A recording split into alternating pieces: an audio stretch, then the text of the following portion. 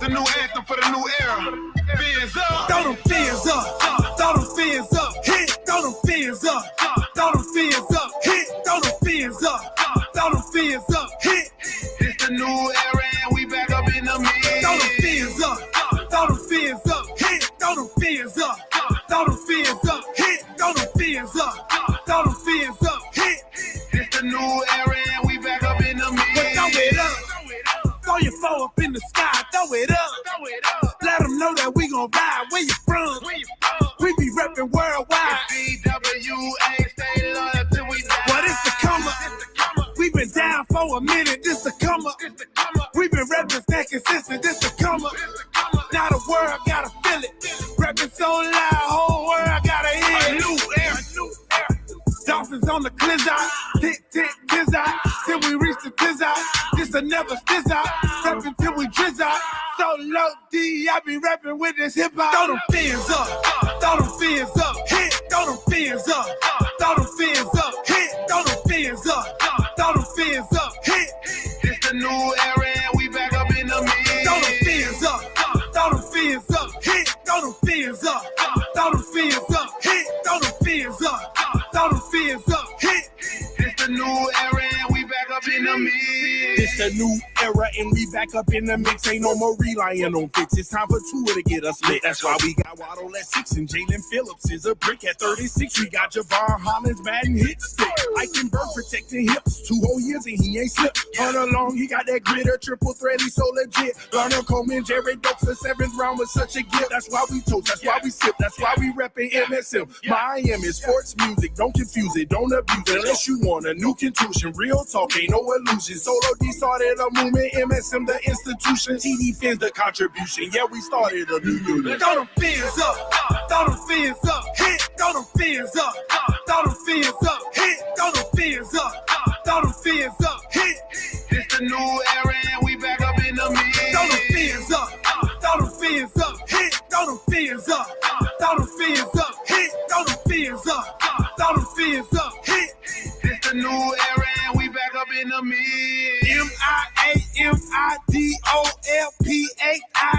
When do I begin? I've been reppin' since a kid. If you reppin', then we can. DWA, if you reppin', then we can. Welcome to Persian. We asking what would Shula do? He would take the narrative and spin it like a hula hoop. He say let it Coach Flow. Coach Flow gon' do his thing and he gon' bring it to it in and to it. Come and change the game. Watch the squad ball out. Got the fans all excited. Coolers out. Grills on. Got the tailgate ignited. It's the Aquahorse Society. They know we stay united. DWA. We be down and start a riot. Throw them fins up.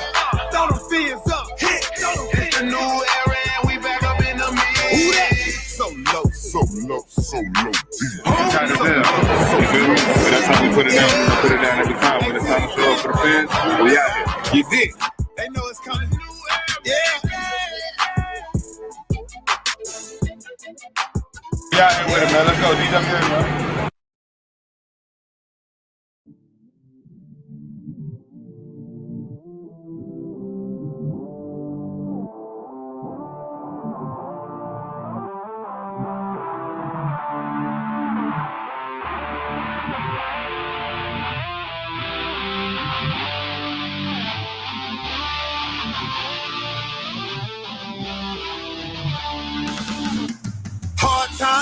Hard times, can't stop me cause I'm all grind, can't block me cause I'm gon' shine, do the greatest shit of all time, I'm feeling like I'm shooting, play perfect like I'm shooting, put working like I'm shooting, undefeated like I'm shooting.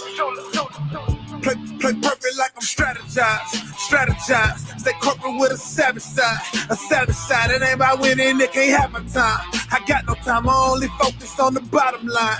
I gotta grind, strategize. Stay corporate with a savage side.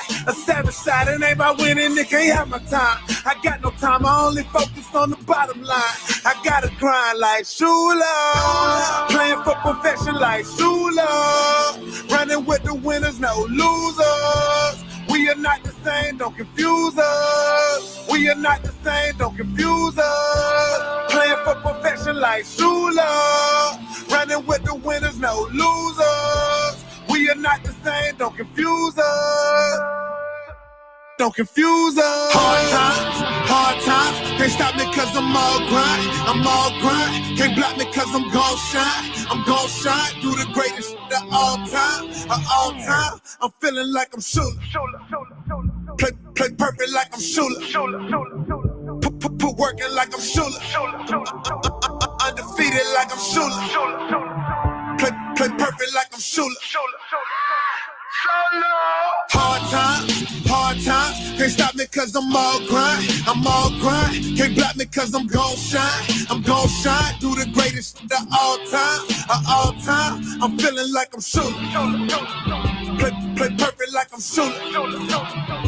Put working like I'm Shula. Undefeated like I'm Shula. Play perfect like I'm Shula. Who that? So low. So low.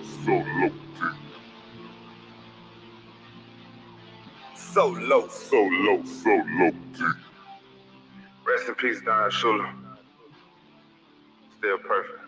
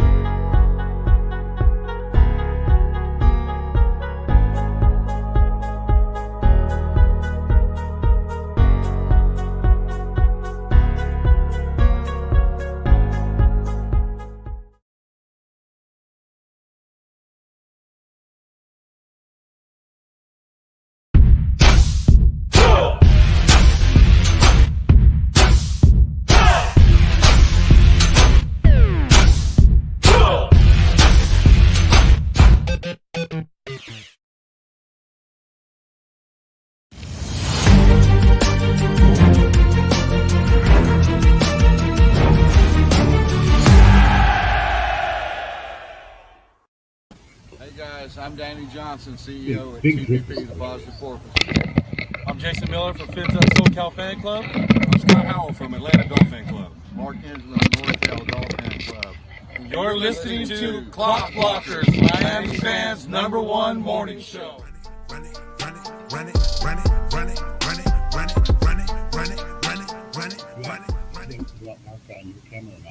What's going on, ladies and gentlemen? It is your boy, Stephen D, and we are live from Dirty Sportswear in Oakland Park, Florida. Welcome to Clock Blockers. What's going on, everybody? How y'all doing? I hope y'all are having an amazing time. Come on, guys. Would y'all expected me to start on time? That would be too much like an unnormal thing. I want to say good morning to everybody in the chat box this morning. Chef Zhu, Tracy Bailey.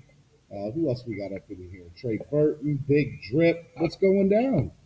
Let's go. What's up? We got a lot of rain. That's what we have going on here right now. A lot of rain. Look, throughout the show, if there's any times you guys have any issues with like hearing us or anything like that, let us know. We want to make sure that this sounds excellent. So we're trying some new equipment here, so we'll see what happens. All right, so what I'm going to do is I have a few guests here with me for Spread Kindness Friday. But before I get to that, let me go through the stuff that I usually go through. If you haven't done so already, go. Stephen D, you sound a little weird, but we still hear you. What about now? Do you guys hear me now? We'll see how that sounds. I don't know. We'll have to find out. Okay. All right. Well, while you guys are doing this, what we'll do is we'll do this. If you haven't done so already, go ahead and hit that like button, subscribe to the channel. We definitely want you guys here, and we want you guys to keep coming back, so make sure you hit that like button. Also, just to let you guys know, if you haven't done so already, sign up to become a YouTube member. Become part of the family. That's what I would love for you guys to do. So let me, I'm fixing the mic levels here and see if that makes it better. But we shall see. Hello, hello, hello. No. All right, hopefully that sounds better. If it doesn't, I'm sorry. Yeah, so we want to make sure that you guys sign up, become a member today. If you guys want to donate to the channel at all, go ahead and use the YouTube Live Super Chat, which is the $ down at the bottom of the chat. You guys can also do PayPal, which is MSM Podcast Network, or Cash App, which is $ MSM Podcast Network. All right? All righty. I want to remind everybody today is Spread Kindness Friday. But before we get into all that, I want to also remind people, Tail Greeter, shout out to Tail Greeter, sponsor of the podcast network and the #1 Miami fan morning show. Nick, I don't know if he's coming this morning or not, but he will definitely be here all weekend. So we'll have him on a couple of times for the Saturday night meet and greet, which is tomorrow night, as well as we'll also have him on in the pregame show on Sunday. Want to remind you guys the setup here today. If you guys are in the area, I know it's raining. It's supposed to rain all day long, like downpour, torrential downpour. But if you guys want to come and hang out with us, Oakland Park, Florida. This is the address, 1018 Northeast 444 Court. And come hang out with us. It'll be fun. We'll be here most of the morning, and we'll definitely have a good time. I want to remind everybody tomorrow, if you're going to be in Fort Lauderdale, come hang out with us. The Saturday night meet and greet from 5 p.m. to 9 p.m. Shout out to Worldwide Doll fans and this sweet looking lid I just got. Woo, love it. From Dirty Sportswear.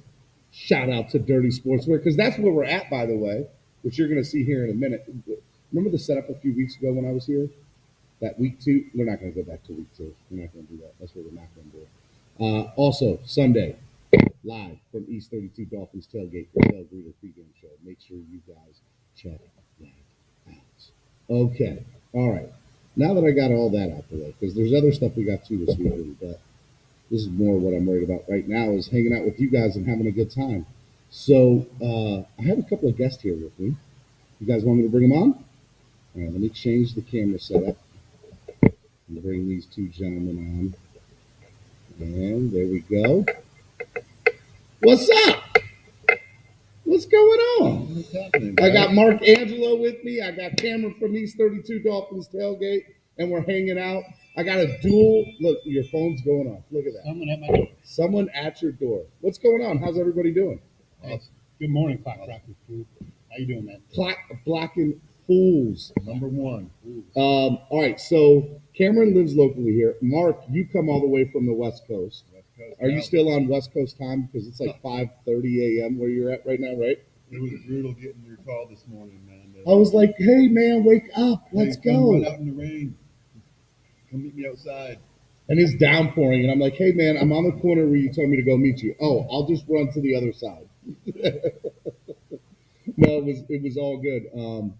Al says audio's bad. All right, there you go. It's coming through the laptop mic. That's what's going on. All right, hold on. We'll fix that. Well, you guys are talking. Why don't you talk a little bit, Cameron, while I'm getting everything going? Hey, so non-Dolphins news, right? So Yes. The Panthers and the Heat both played last night. One did really well, the other not so much. I think the Boston Celtics exacted a little revenge on the ass whooping that the Heat gave them earlier in the week, and did the same to our Heat. There we go. And the Heat just looked out of sorts last night, and still, top 10 team and top 5 team in my estimation. But the Celtics are right up there too, and but the Heat just didn't play their game, and I think Butler led the team with 20 points, and more importantly and more worrisome was the fact that Kyle Lowry got his ankle rolled up on, and we'll see. In the Celtics game? Yeah, last night. That's not good. And so we'll see the status of his condition today and whether he plays tonight. But on the other hand, in much brighter news, the Panthers are skating hard. They played Ovechkin. They lost Saturday to Boston, which in overtime. They did 3-2. It was a hell of a game, and so they came back and they skate so hard. Their forechecking is some of the best I've seen in the league. This might be the best team has ever been, right? Like Florida Panthers have never looked at least this good. since the Rat years, 100%. and they're getting great goalie play from Bobrovsky and Knight, the young kid. But they're deep. All four lines are just deep, and so they got out to a quick lead, 4-1 last night. Washington came back, tied them 4-4, sent it overtime, and it was a quick demise for Washington because the Panthers scored a quick goal in overtime and won. So another 2 points for our boys. Still, just that one loss on the books, and they're looking good, man. They look good. And has there been any, from what you can see, has there been any weird transition having the interim head coach from Coach Q? No, and I think we talked about this last week when all that was going down with Coach Q. He's got an experienced bench of coaches, and that's what good managers do, right? So you provide the team with a succession plan that's going to work and continue what you put in place, and that you see exactly what's happening. That is exactly what's happening. So I don't expect the Panthers to miss a beat, and they should be fun to watch all year. Awesome. Well, I am excited about that. So I guess my next question to you is to kind of step away from those two. Is there anything, what do you think of those new Miami Heat uniforms? I like them, man, and the players love them because they each had a say in what they were wearing.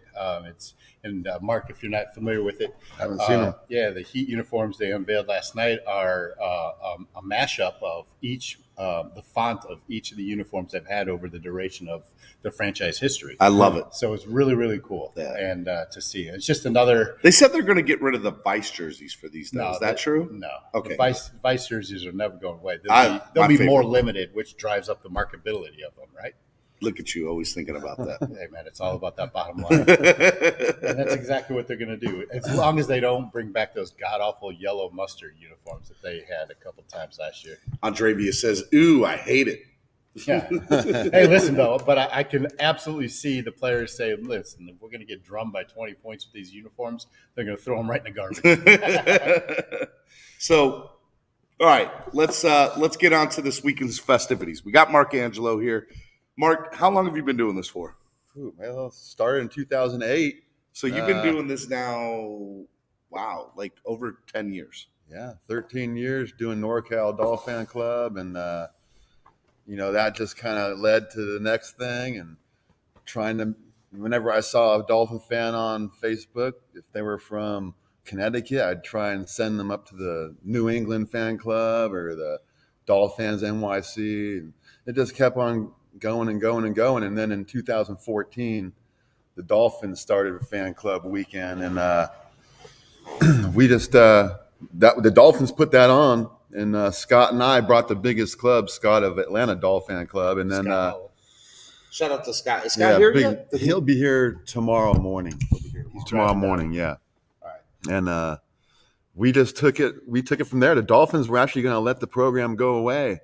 And Scott and I had such a good time the first 2 years. We were like, man, we got to keep this thing going. Okay. And the Dolphins were like, well, if you want to keep it going, you guys go ahead and put it together. And, we put it together, and they've always added to our, festivities. So it's just been a lot of fun, man. This year, this is going to be a really good year. This is going to be a really good year. So, when it first started out, now we have a Saturday night meet and greet. We got, we've even kind of, I'd like to think that we've even evolved it this year by having the Monday night stream and the Thursday night game. It just made it one big long week this year, which is great. But from the standpoint of what it was to where it is now, what are some of the biggest changes that you've seen from like the original fan club weekend to what it is going to be this weekend? Man, well, I mean, even back in the first one, the Dolphins had us at Bow Campers, and they had a little raffle out there, and it was awesome, man. They gave some giveaways away to everyone who showed up. So, and it was all the same. We do those things a little more personalized, where we have the worldwide Dolphin clubs stuff getting put out there. And then Cam surprises us with this here from Dirty. So those hats are pretty slick. So I guess the difference is we have like coins.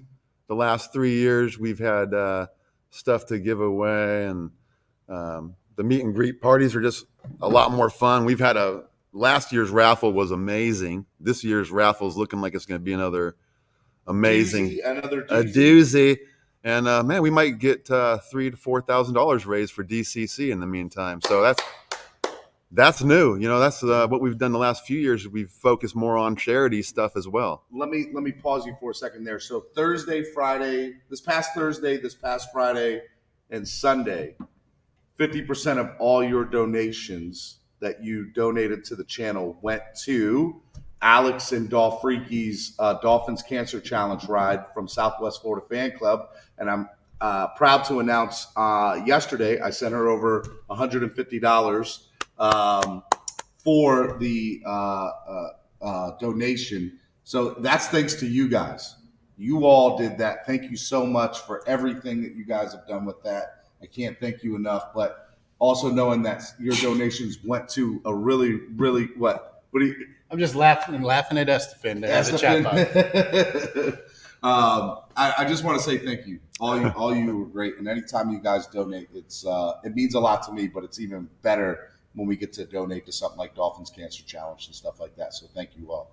All right, so you guys incorporated that into this weekend too. So the raffle tomorrow night. Yeah, every raffle ticket that's sold, 100% of that's going to go to DCC. Awesome. Dolphin, you know, we've Scott and I always start off the raffle prize pool with some cool stuff we get from Sinbad Sports or shout out to Sinbad. We'll be doing a lot of stuff with them. He's always taking really good care of us, so we've tried to give back to him too. So thank you, Sinbad. And then the Miami Dolphins this year, the Dolphins Cancer Challenge, Miami Dolphins Foundation, they're going to be bringing a bunch of stuff out directly from the team and throwing it into the prize pool. So this year's prize pool is going to be pretty special. And for the listeners, there will be a few different prizes that we're going to be able to do online to raffle off too, which will be great. I know we talked briefly about that a while back, but one or two prizes we'll be able to give it on the live stream on Saturday night, and we'll do the same thing with the raffle and everything. Yeah, which will be great. yeah. So we're not going to leave you guys out. Yeah, you guys aren't discounted. Yeah, if you can't be here, you can be here through there. So yeah, that's part of Fan Club Weekend. I mean, we like to try and bring people together. That's what it's always been about.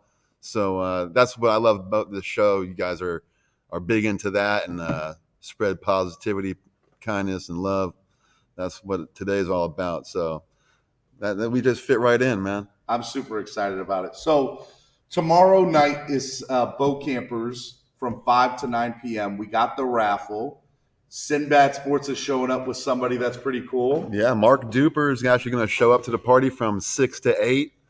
He's doing a $30 VIP signing and a photograph. So it's going to be pretty cool, man. That you can get on SinbadSports.com. You can get it on. And if you're not here, you can also still buy your ticket. He'll autograph it, and Sinbad Sports will send it out to you, which is awesome. Yeah, Sinbad takes care of us all the way out in California all the time. So, yeah, you don't have to physically be in South Florida to take part in some of the things we're doing. So it'll be a good weekend. It's going to be a lot of fun. BitBop66 says maybe Albert Wilson should be at Bow Campers Grill and get some pointers from Super Duper. Cameron's like, no lies were told there. No lies were told there. He's got a point. But you got to see the field, right? He hasn't made the field, so who knows what's going on there. Well, let's get into a little bit of that. So, you run a fan club, right? Yeah, NorCal Dolphin Club. NorCal Dolphin Club. And I was talking with Allie, Southwest Florida Fan Club leader. Yep. And she's telling me in conversations that it's been tough this year, not only from a team standpoint, but getting fans to come out to the fan club and support the fan club. Tell us about kind of starting the fan club and then just some of the struggles you've encountered throughout the years and especially this year. Well, I mean, it's the same every year, really, man.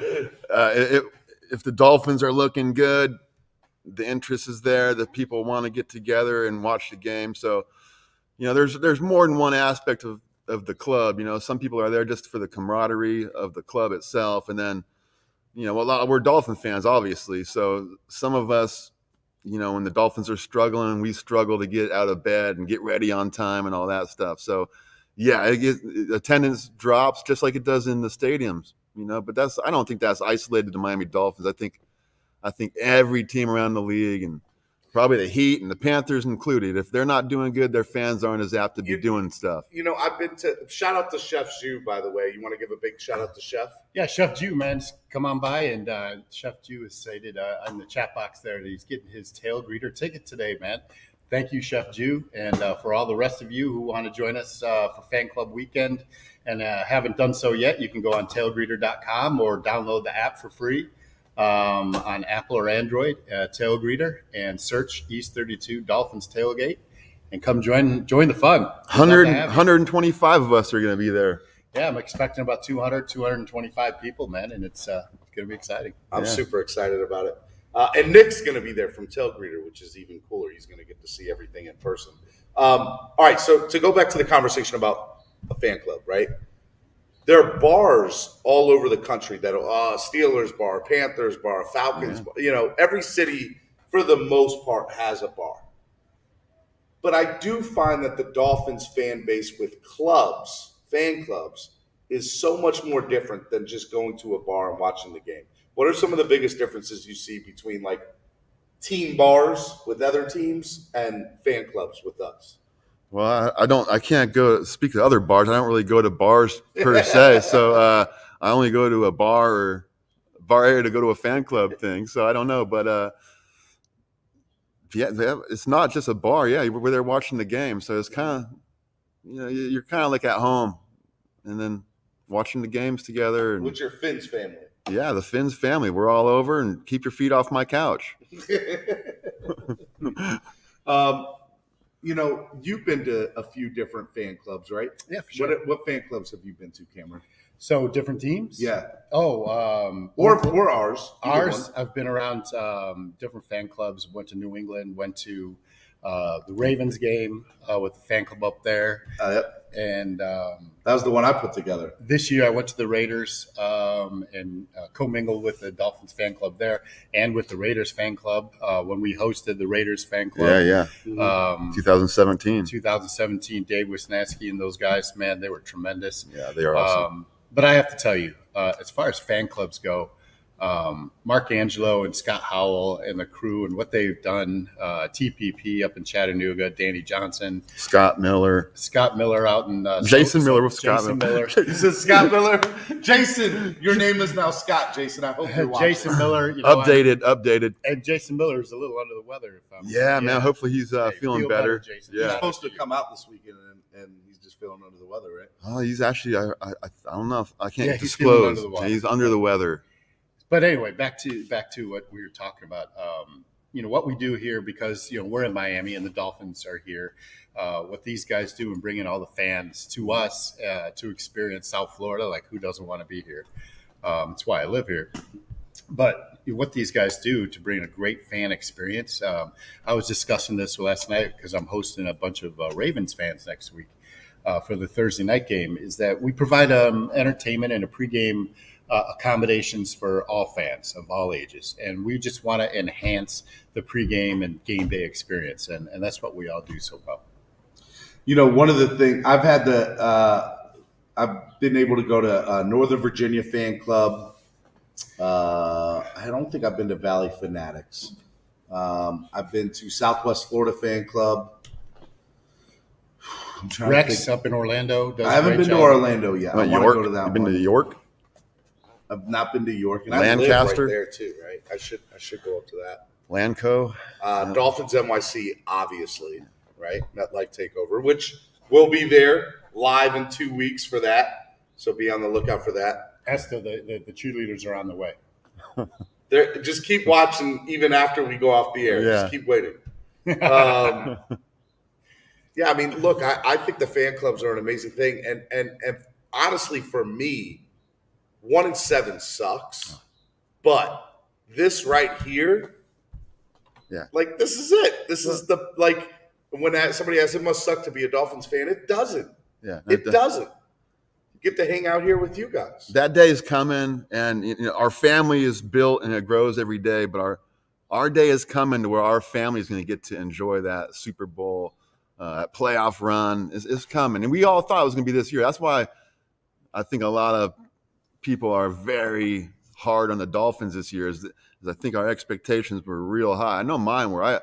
I picked 10 to 12 wins this year, and I'm shocked right now. I don't know what the answer is. Yeah, but, we've talked about that. Our expectations were probably overinflated after last year's performance a little bit, and it should be. I mean, we've been, we weren't expecting 1-7. No, but we've had losing seasons, right? So we weren't expecting.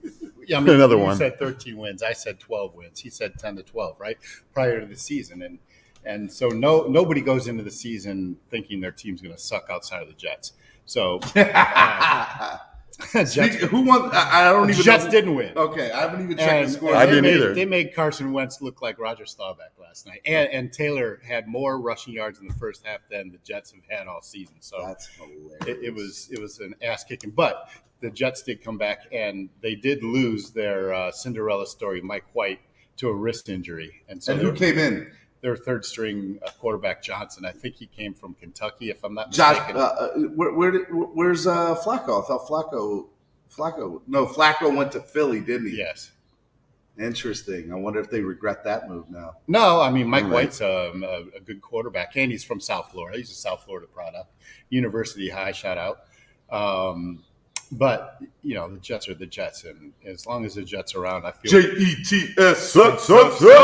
As long as the Jets are around, I feel real good about the Dolphins.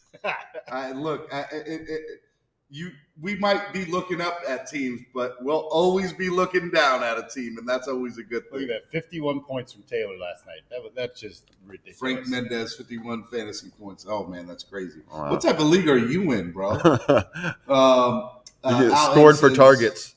I've been a fan since 1979, and I thought we were going to have about 10 wins as well. Alan also said, daily listener, enjoying your stuff. Good morning, everybody. Good morning to you. Good morning. Hey, if y'all could hit that like button and also share, go on Facebook, Twitter, Instagram. Let people know that we're here right now. Only 37 of y'all are in here. Let's get more people in here. Look at that, Steve. Like in the span of 2 consecutive comments in the chat box, this is how our fan base is. Estefan says we suck. Pamela, shout out to Pamela, says, NorCal, we have what we need to win. Just need a better plan. See? Well, you sound, Pamela, I love you, but that sounds exactly like Coach Flo in his press conference. We have everything here that it's going to take. We just need to execute better. Well, have you thought about doing anything different? No, we don't need to do anything different. Come on, bro. Hey, so come on, if he is saying that we need a better plan, who plans everything? Who? Him. The head coach. Okay. So he's saying we need a better head coach. That's what I'm saying.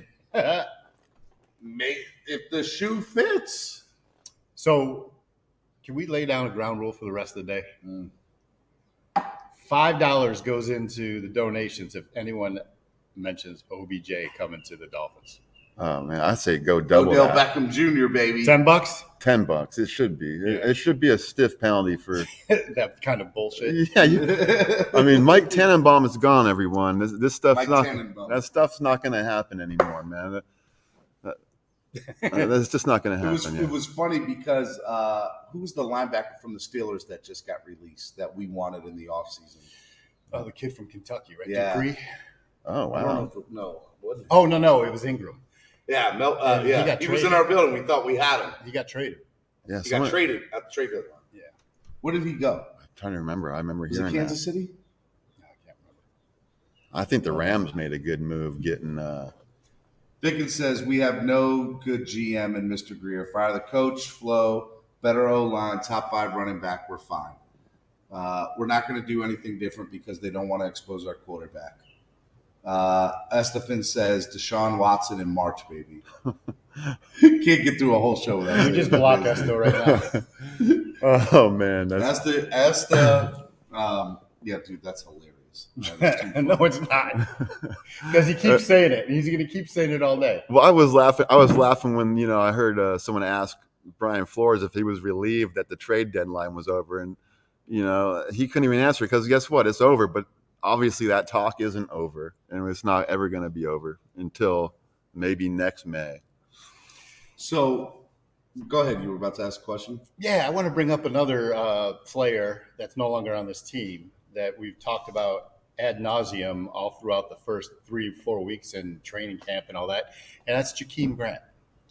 He's doing amazing. He had 126 return yards last week. How much? 126 return So he yards. had one good game. Who cares? He had one good game. He's only been there for He's 3. not receiving. He's not on the field other than to do what he's supposed to do, and that's return kicks. But now you look at the Dolphins, and who are they running out there? Javon Holland or Bad coaching. Igby or Bad coaching. 100%. It comes Because from Waddle should be out there returning it. who cares? My point is that Grant was not utilized the way he should have been utilized here. I agree. Okay. Bad coaching. Bad general manager Bad coaching. and bad general manager. Greer has nothing to do with the actions on the field.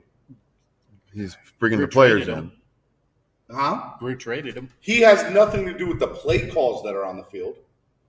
but he traded him. You have Jalen Waddle. Why would you not utilize him on kick? Remember what returns? happened to Preston Williams? I'm seriously think that's why Jalen Waddle isn't on the field returning kicks. Well, then, and then I don't like, and I'm not saying you, but then, like, let's not complain about Jakeem Grant not being here because, first of all, we used Jakeem Grant wrong Correct. already. That was my point. I'm Yeah, not complaining right? that he's not here. He was so, and I was a it's not even a culprit. I still don't think he's great, right? We used him in situations where he should not have been used, and so we were judging him based on being a wide And it makes him not as fresh as he could be returning kicks. Maybe I don't know. It's all hearsay, right? Yeah. It's all hearsay. Yeah, he's a kick returner, and we did not use him as a kick returner. Terrence Hurton, you're wrong. Waddle's not a good as a returner. Well, he was Waddle good was the best returner in college football. At Alabama. He was the best returner in college football. At Alabama. In college football. All right. Does that translate to the NFL all the time? No, it doesn't. But All right. but have we seen Waddle return kicks? We have. He hasn't. One or two. Again, it's coaching, right? We can all agree on that. There doesn't seem to be a good game plan. I know I shouldn't compare, but it's not like Devin Hester returned every single kick back for a touchdown. Pretty much. No. I feel like the biggest difference between last year and this year are the people who are playing or calling the plays. They're different than they were last year. We don't have Chan Gailey here, so there's obviously someone different calling offensive plays. And we don't know who's calling the plays because there's 10 people that are offensive coordinators on our team. I don't like that part of it, and I questioned it from day one if that was going to be a good idea or not. And I think it can be with the right coaching staff, but this is not the right coaching. And again, staff who assembles the coaching staff? Flo, right? So it's on him. It's on Flo. Well, look, I say all the time it's on Flo. It's on Flo. But to me, it's not that Flo can't coach. I think he brought the wrong people in here, and I think if we were sitting at a bar with him somewhere, he might even say it, but it's never going to come out in public. You know why Chan Gailey's no longer here? You know why Jim Caldwell's not here? That's my biggest question. Caldwell's is Caldwell. the one that I question. I want to hear both of them. It's not because they were bad at their job. It's because they were good enough at their job to challenge Flores' authority. And Flores said, because later. Flores I think comes from the Caldwell took off because he didn't want to try. Well, he got sick, right? He got sick. Yeah, but and they kept him on. He comes back, but he never came back. Right. And the he next made thing, the decision to leave. Yeah. Listen, I firmly believe it's because Flores, it's his way or the highway mentality, right? I agree. You know, he comes off from the Belichick coaching tree. So I hear for $10 you can get sideline tickets to next to the coach and get to call a couple of plays. They got to pay me $10 to do it. Oh, Andrevius. They should be paying us $10. Shout out to the $5 donation from Andrevius. If you guys want to donate to the channel, the $sign down at the bottom of the chat, or you guys can also use PayPal or Cash App. It's in the description. Pete says for $10 you can eat fish and chips and call the play. Hey, good morning, 1, 2, 3, 4 Eps. Good morning, 1, 2, 3, 4. NorCal, 100%. But is it really Flores? I think the problem lies between Greer and Flores, Pamela is asking me. Well, at the end of the day, it comes down to Greer, and then from there it goes to Flores because those are the guys running the show. So at the end of the day, those are the two guys that we blame. Do we have the players here? Yeah, I think we do. So I like Greer because I think he brings in good players. I like Flo. I don't dislike either of them. I think Flo made a mistake. So but you're as what good do you as do about it? It says you are. Right? No, we're no good this year. But last year we were 10-6. let's talk about it. So by the way, we're 1-7. We're the bottom 3 team in the NFL. If we lose Sunday, we're If we lose Sunday, I listen. It's going to be ugly Monday, right? Like, not only on this show, is it going to be severely ugly. It's going to rename Therapy Monday. Yeah, it's going to be load up the pistol Monday. No, I'm not going to. Straight jacket Monday. I believe that alone. I still want to say it pistol. It's going to be Suicide Watch Monday. It will be like it's the reality. But if we lose to another 1-7 team on our home turf, who we've fleeced for their draft picks the last 3 years, someone's got to go. Now Tyrod Taylor is starting. Someone's got to go. He's going to light us the F up. I don't know. I don't know about that. Tyrod Taylor, he hasn't played in forever though. Cameron. The last game he played against us. Look it up. Yeah, our defense did okay against Josh Allen last week, so I'm gonna give them the benefit of the doubt that they're figuring some things out. I think we're going to beat the Texans. Shout out to Roach Trails. Good morning in the back of my class, listening on my AirPods. Right on, Roach Trails. Like, where are you going to school, Roach Trails? Because I hope to God it's local, because I'm going to come spring you out and bring you over here. Esteban says, I disagree. Everyone blames everyone but Tua, who had 3 weeks to win close games. He's been underwhelming. I mean, we can go down that avenue, but you know what? Tua is only as good as his record says he is, right? But it's... He said electrician's trade school, by the way. Oh, right on. I think Steven said it a few weeks ago. Do we even know what a championship team looks like, anymore?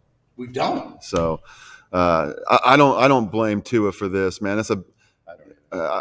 Is he doing as good as we want? Yeah, no, but the team isn't either. So I was mad last week at the game that Tua had, but then I thought about it. Right?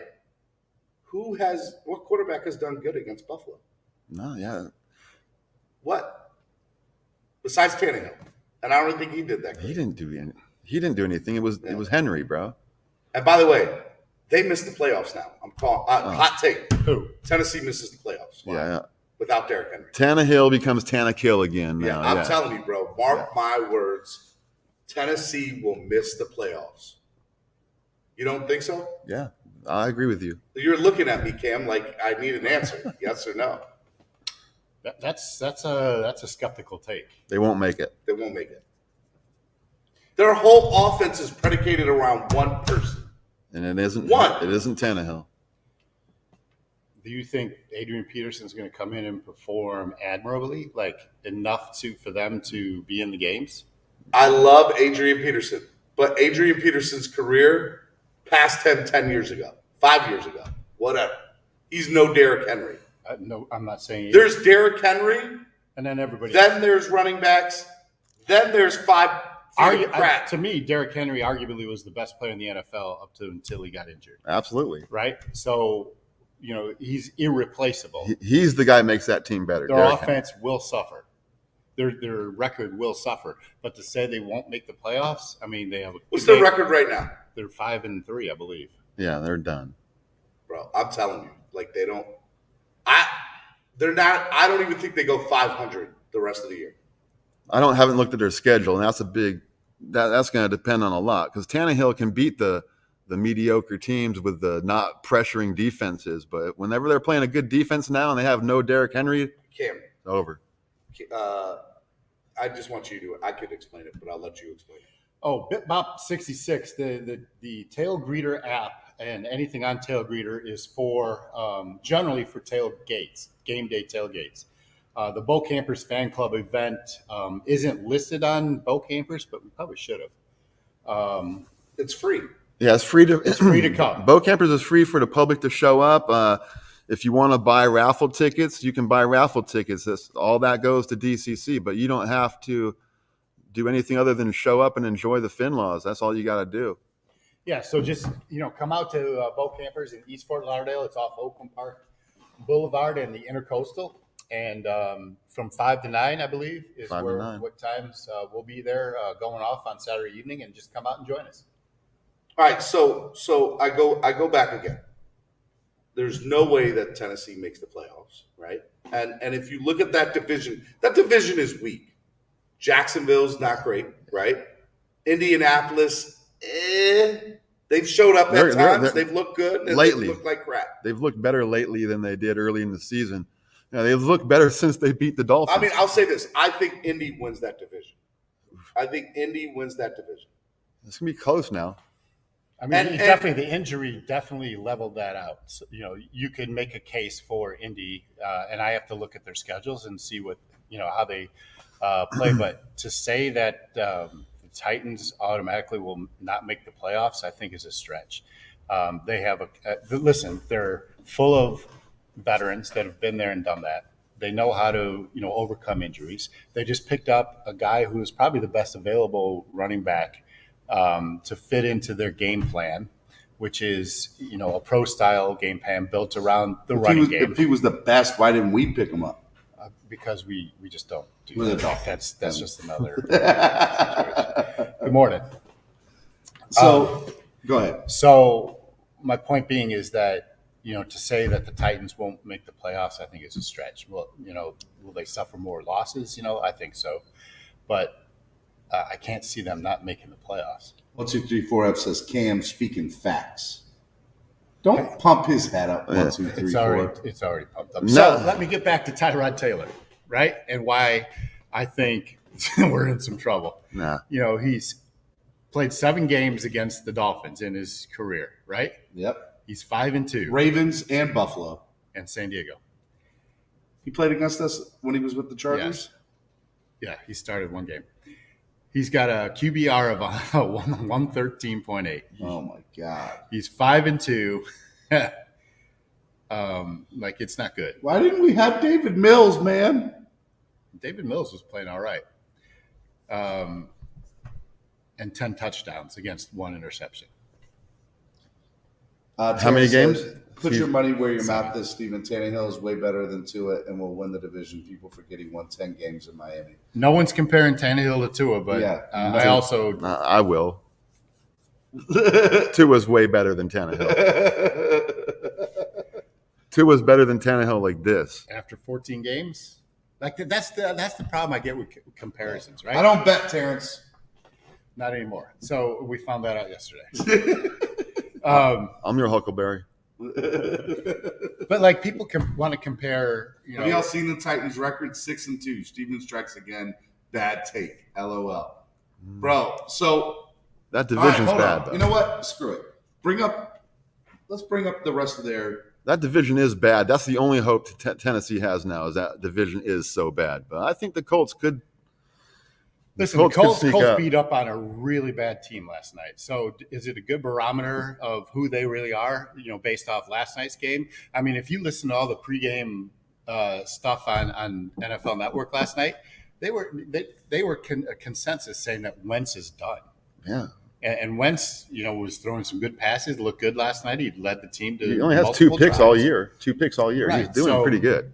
My point being is that I don't think we really understand who the Colts are, and let's see the Titans for a few games and see who they are. All right, that's fair. Y'all ready? They're 6-2 right now. Okay. Oh my God. They play the Rams. Yes. That's a loss. Yeah, that's a loss. That's a straight loss. Home or away? Does it matter? Yes. No. No, it doesn't. And they're in LA. They're in LA. The Rams just got who did they? The Rams are the best, arguably the best team in football. Who they just get too? They just got somebody. Yeah, they got all right, so let's run this down. So they're 6-3. All right. Saints 7-3. Texans 8-3. Patriots 9-3. Oh, wow. Jaguars 10-3. Steelers. They're making the playoffs. 49ers. They're making the playoffs. They could lose out from the rest of the season then. They're making the playoffs. I didn't think your schedule was as weak as it was. Who said that? Who's on here? They're not winning the division. Well, let's start. You said making the playoffs. I'm flip-flopping, baby. Flip-flopping. Yes. We got him. We got him to flip-flop, folks. Flip-flop. All right. My new take. It's Flip-Flop Friday. Flip-flop Friday. I love it. No, Von Miller. Hey, so go down. That's it. Let's go down and do the Colts. The Colts? Yeah. So what's the Colts Yeah, record that's- right now? Hold on. And we got to think about Colts the record is defense. second in the AFC, and they're 4-5. So they're Say that They're again? they're 2 games back. Say that again. They're 4-5. And they're second in their division. All right, so they're 4-5. Let's And go down did the they schedule. lose? They already lost to Tennessee already? Yeah, they just lost this past week. Yeah. Steven, keep moving that goalpost. It gets wider and wider every week. There's a reason Steven doesn't bet. He loses. Hey, I love you guys. You're right, but you're not wrong. All right. Jaguars win. All right, Bills. So what's their record? All right, 4-5. 4-5. So now they're 5-5. 5-5. Bills, 5-6. Bucks, 5-7. Texans, 6-7. Patriots, 7-7. Yeah. Come Cardinals, That's on. a hell. 7-8. Raiders, 8-8. Toss up. 8-8. Jaguars. 9-8. So they're a potential wild card team. And then there's 2 games in there because I think they lose the Patriots, and I think the Raiders game, is a toss up. So they could be 6-10, 6-11, or they can be 9-8. At Roach Trails said OBJ. Hey, you got to donate $10. $10. Steven, Drink. do Miami's rest of the Miami rest of the schedule.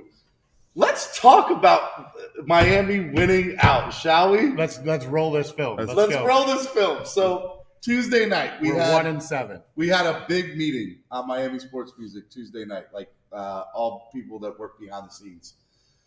And I'm going to call you out. All right.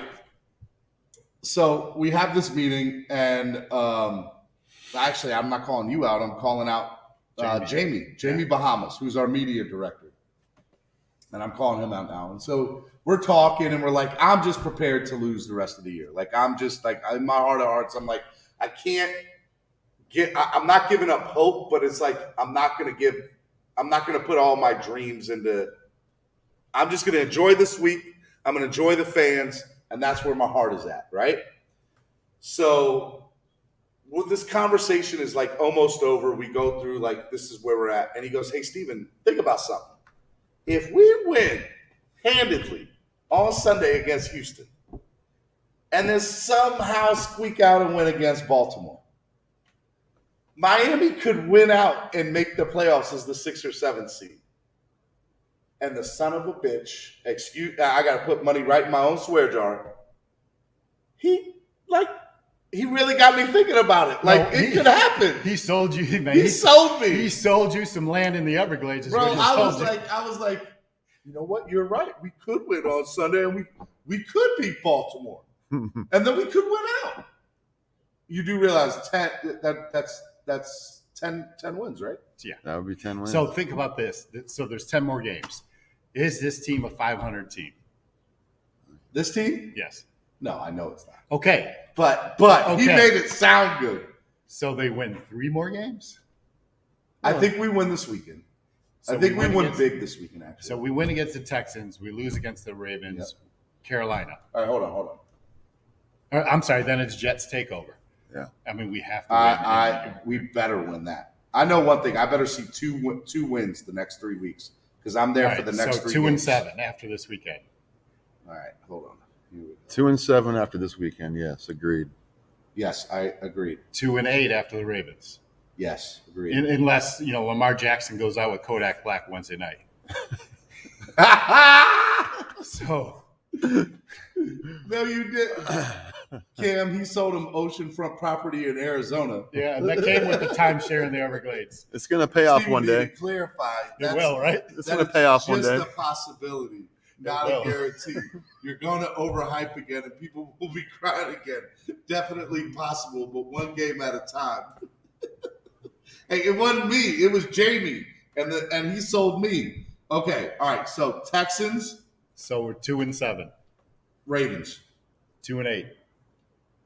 Jets. 3-8. Panthers. 4-8. Giants. 5-8. I'll say 5-8. Jets. 6-8. Saints.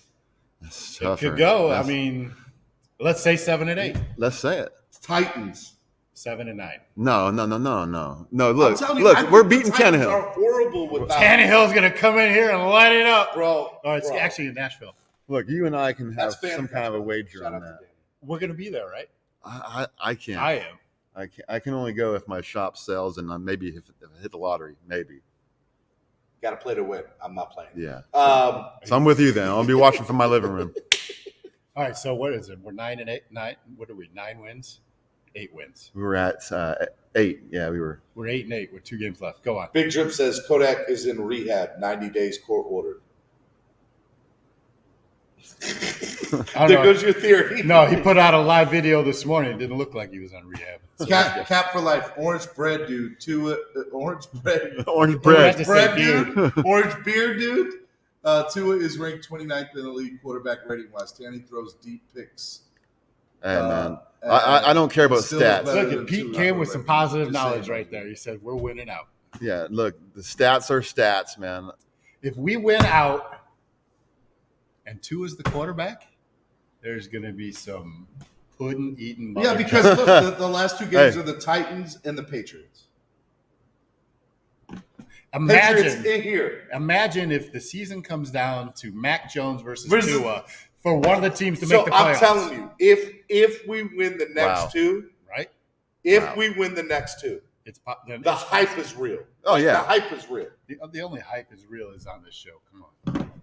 Hey, if we make it 5 wins in a row, then we're saying. If we beat the Ravens, then talk to me. That's what I'm saying. Like, I just want to dream about it for a minute. Dude, I went to Baltimore the last time we played the Ravens. Yeah, I threw Thursday the party, night bro. football. Look, So I called the party the Baltimore beatdown, and it was a Baltimore beatdown. It was. It was so bad. But everybody said they had. Hey, I'm with your media guy. If we somehow can beat the Ravens, that team is for real, and they're 100% smash mouth team. And if we can come up and play them and beat them, then I'm not going to bet against us winning out because Tannehill will be the next hardest thing we have, and I don't believe in him. Says everyone forgets the past when you're winning. All right. So, all right, let's bring some people on the panel. I'm gonna invite you guys to come up here. You guys can ask questions, hang out with us. I got Mark. I got the God. By the way, this is the Godfather. I totally forgot that in your introduction. I'm sorry, bro. No, this is the Godfather. So you come to me on the day of my daughter's wedding, and you ask, like, this is the guy. This is the Godfather of the Finlaws. He gave me the title, though. Oh, yes. There we go. Chat. There we go. I can't wait to see Pam this weekend. She's like one of my longest Miami Dolphin fan friends.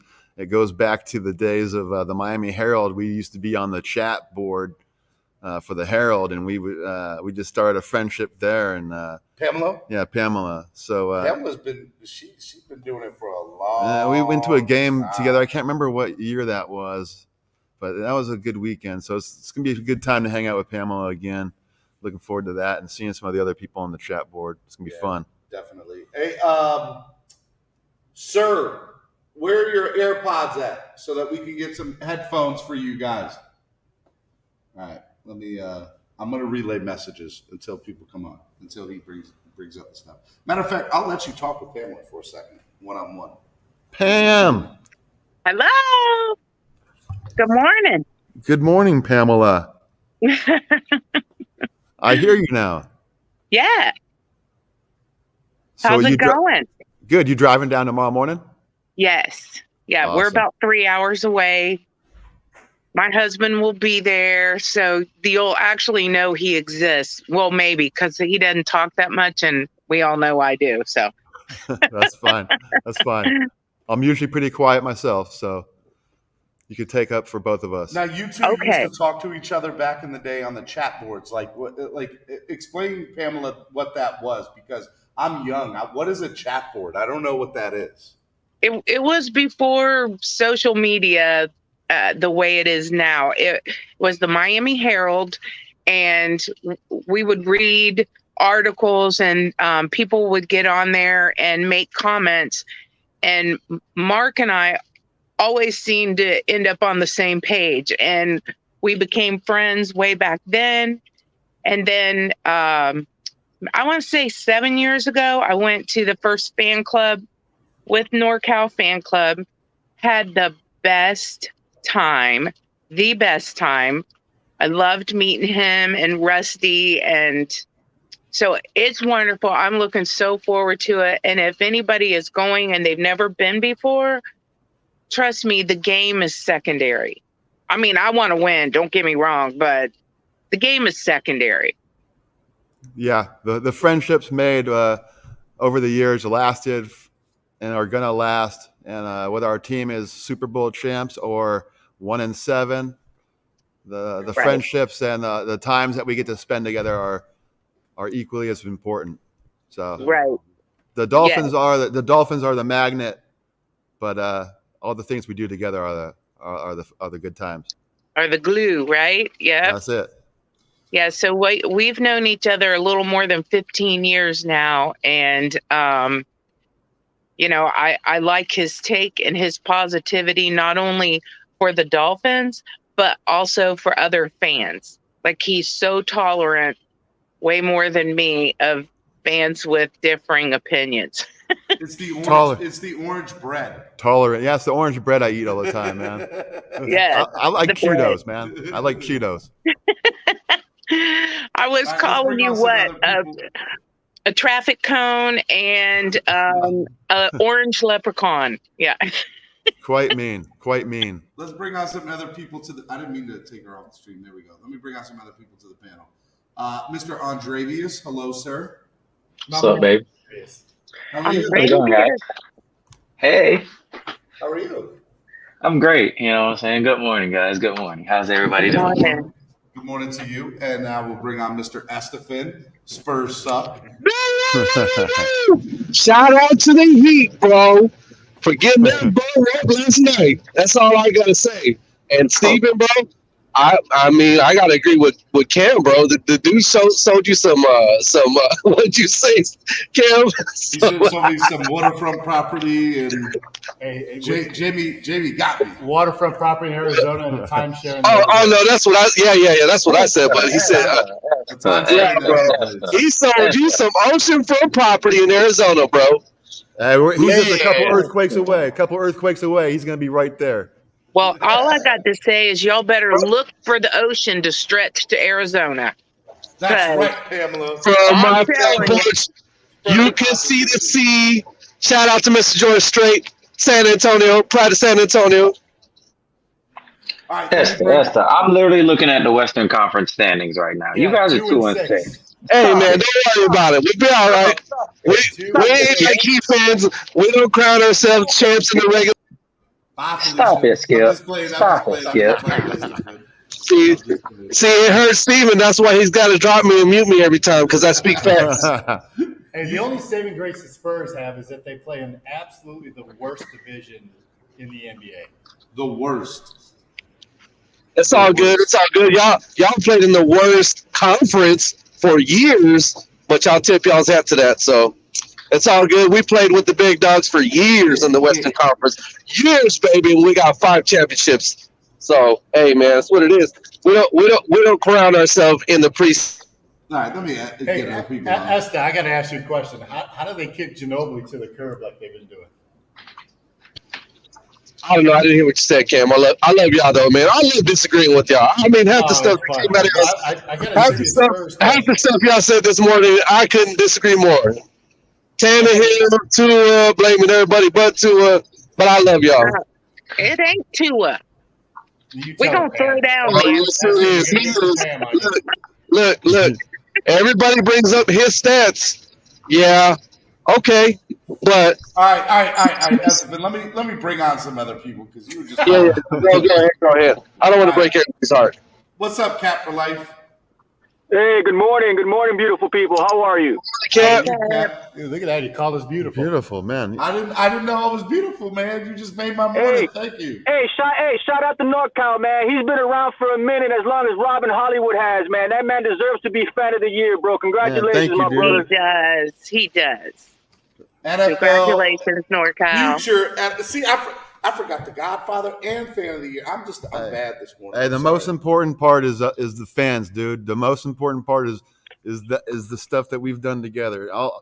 Man, trust me, I am proud and happy, excited, nervous about all that stuff. But man, the most important stuff has been happening for 13 years. So I already won in my mind. So I'm gonna try to get this thing, bring it to Miami, but we already won, man. Man, look at all these. How's this guy not fan of the year? No. Yeah. So man, I'm proud and I'm gonna run with it, man. But you got the ball now. Tomorrow night is what it's all about. Yeah. So we have orange bread guy. Orange bread. And now we're going to white bread. White bread guy. Both are accurate. Buggy Fresh. How's everyone doing? Pretty good. Good morning. I just wanted to call in real quick. I don't have much time, but I wanted to wish everybody who's going this weekend a great time. I wish I could make it. Unfortunately, I got too many things. I can't make it, and it's killing me. But you guys have a great time at the Bow Campers and then the game. And hey, you get to live vicariously through us. Yeah, watch the show. And also, I was thinking of maybe dyeing my beard aqua, just to match. Yeah. Go on.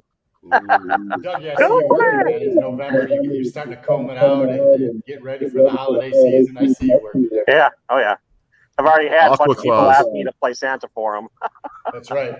Hey, they make good money, bro. Well, I'm looking into it, so we'll see. Big Dougie B for Santa. Let's make it happen. All right, brother. I love you, man. I miss you. Hey, fins up, you guys, and everybody hit the like button. Throw your fins up. Hit the like button, you fools. Smash it. Hit the like button for Santa Dougie. Fellow Cub fan. So one of the things that's a special bonus about this weekend, if you've never been, is that you get to meet the woman behind the man, Miss Rusty. She is beautiful inside and out. Y'all wait till you meet her. She is a lovely, lovely lady. Such a lovely lady. She is a lot of fun, that's for sure. And we love coming to these events. It's been so much fun.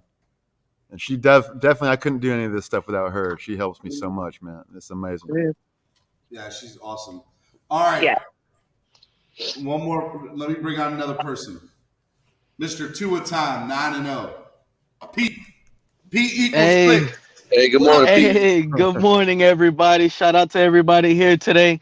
Special shout out to the future fan of the year, Mr. Orange Beard himself. Orange Beard. NorCal, man.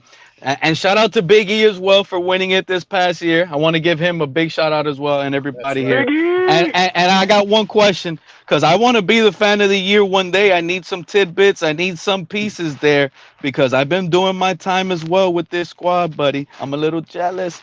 And I got one question for you, Pam. Okay. Is your husband a Dolphin fan? Yes.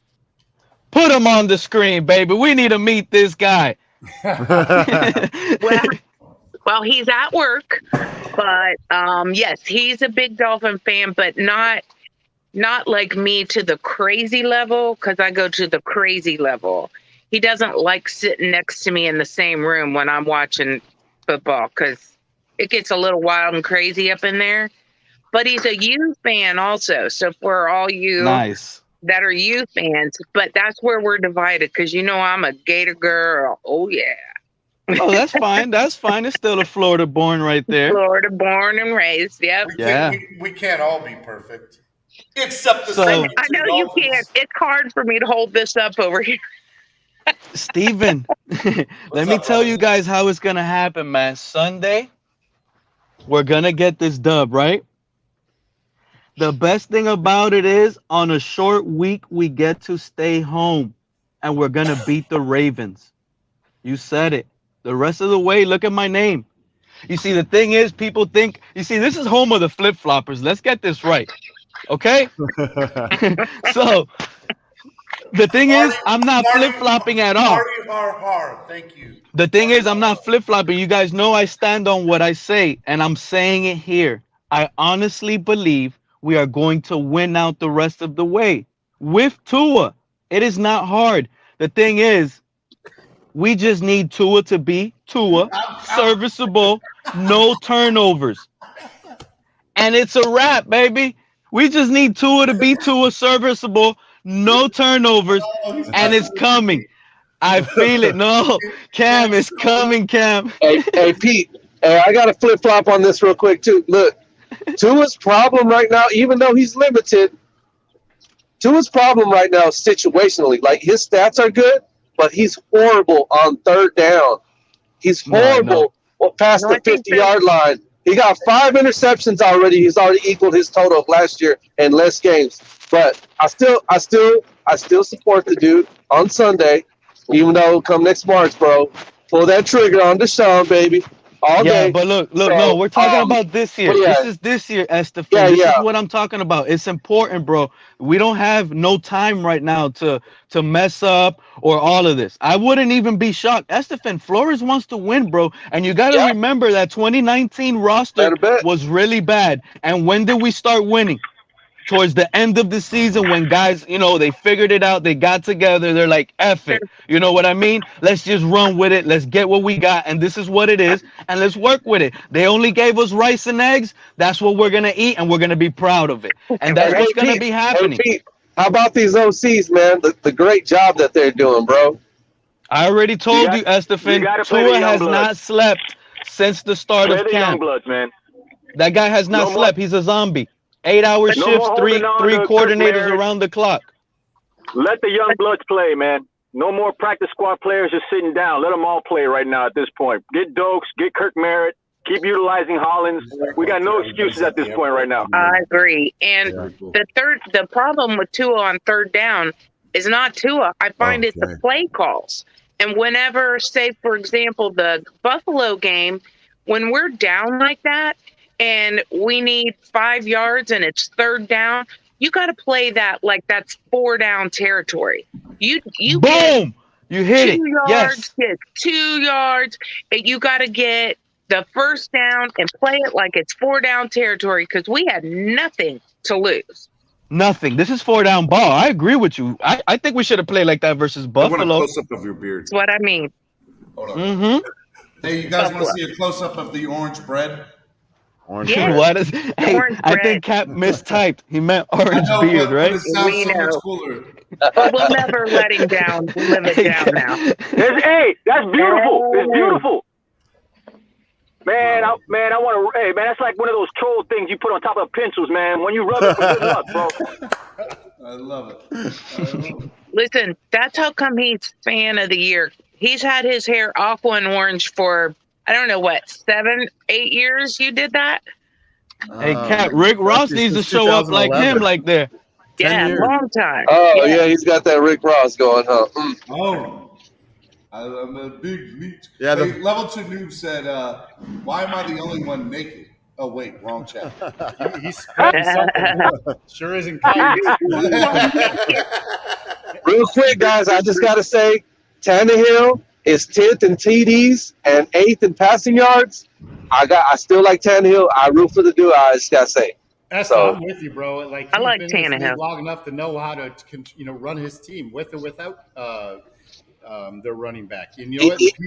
Peterson's going to come in and fill in admirably. I mean, the sack numbers are going up, interception numbers are going up, all that stuff's going up right now. He and I are look, $100 right now. Let's go, Orange Bird. Let's go. Estefan, I know Stephen Ross has to be proud of Ryan Tannehill, but I think he's a little mad at that. Don't you think? Yeah. Yeah. Number one in the division. He's a top 10 quarterback.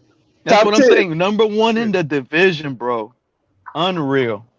Yeah, you guys. Like I said, dude. You guys. King Henry is should be getting that crown, dude, because it's not Ryan Tannehill. I couldn't disagree more, bro. I like Derrick Henry. I like Derrick Henry a lot. Derrick Henry is a big beast, bro, but don't get it twisted. That AFC Championship game, Derrick Henry didn't do anything when he sat on the pine against New England. That was all Tannehill and A.J. Brown.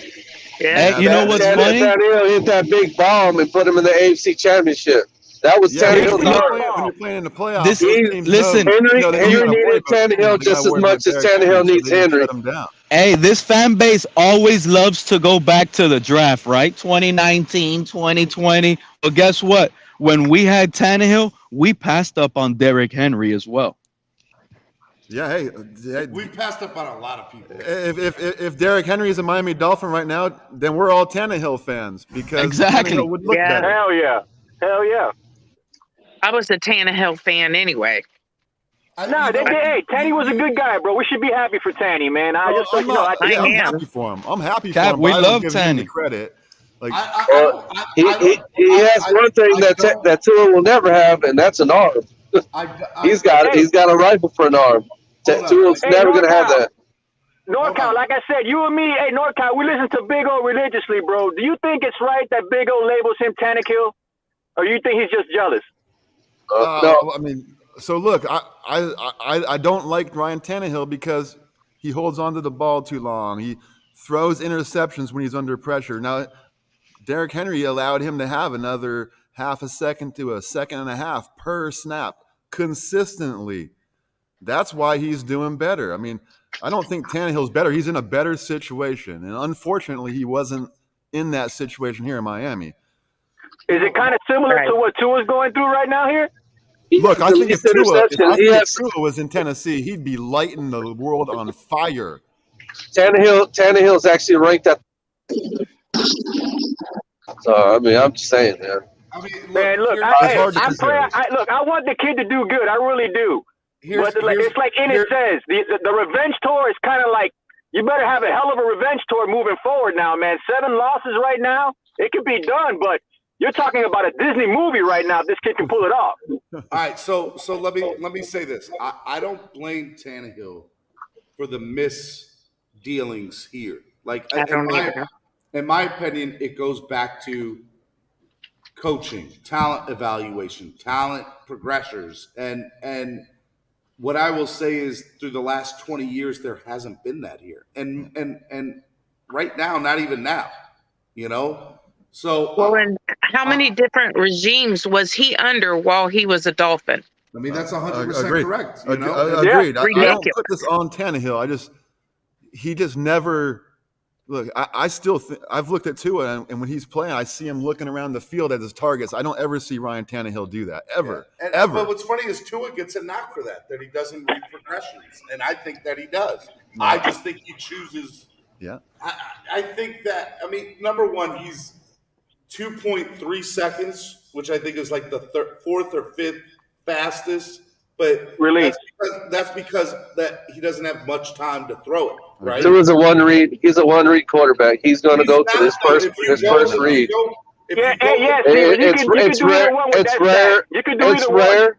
It's rare when he's actually going to go through his progressions. Tannehill actually goes through his progressions. That's why he holds on to the ball. He doesn't, dude. I don't ever see Ryan go through his progressions. Never. I've never seen him go through progressions.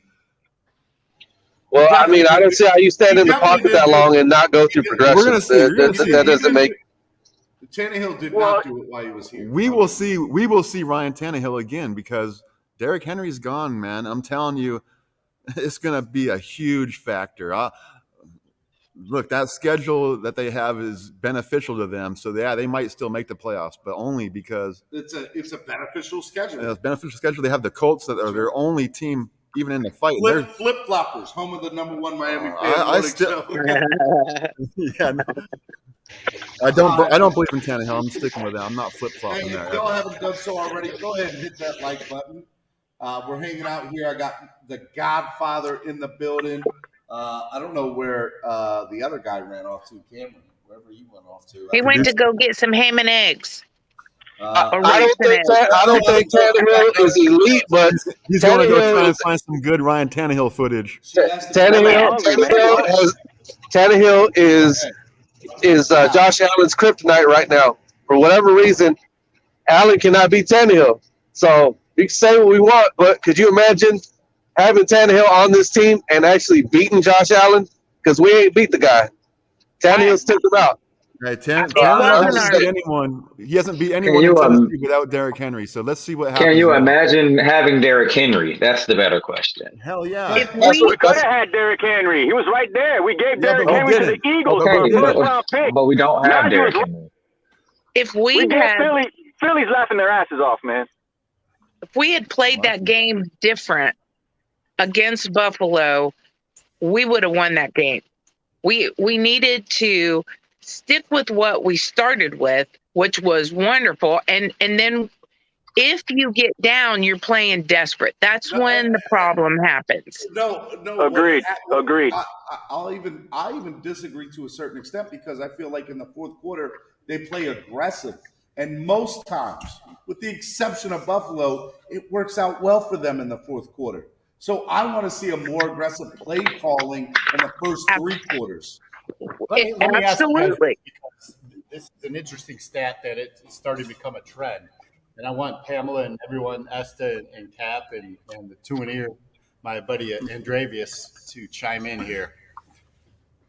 Tua in quarters 1, 2, and 4 has a top 10 passer rating. But he's 29th in the league in the third quarter. Why is that? Yeah.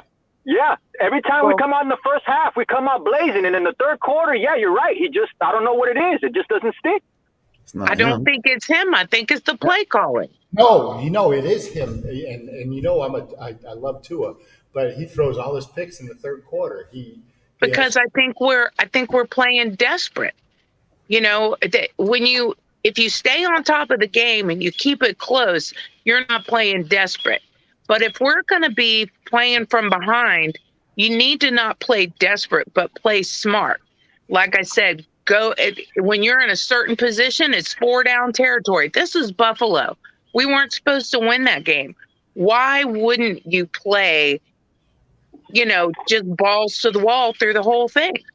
But we get to playing behind. That defensive line is coming at him. You could see in his eyes that he was not as settled because they just kept coming at him. And, I think he needs some support from the coaches to be like, settle down. Come on, And Pam, that's not entirely on Tua, right? His offensive line is horrible. Exactly. And so I can see, to answer my own question, if teams make adjustments at halftime and turn up the pressure like you would on any rookie quarterback or first-year quarterback, things are going to go awry for the offense, and that's what you see happening. What the problem is when they take the short field away from Tua, he starts to struggle because he doesn't have an arm. He can't complete long passes. That's what it is. Yeah, it's happened time and time again. Time to complete long passes. Hey, Estefan, what was it that TD had yesterday about Greg Cassell? Greg Cassell is like the dude who invented the All-22.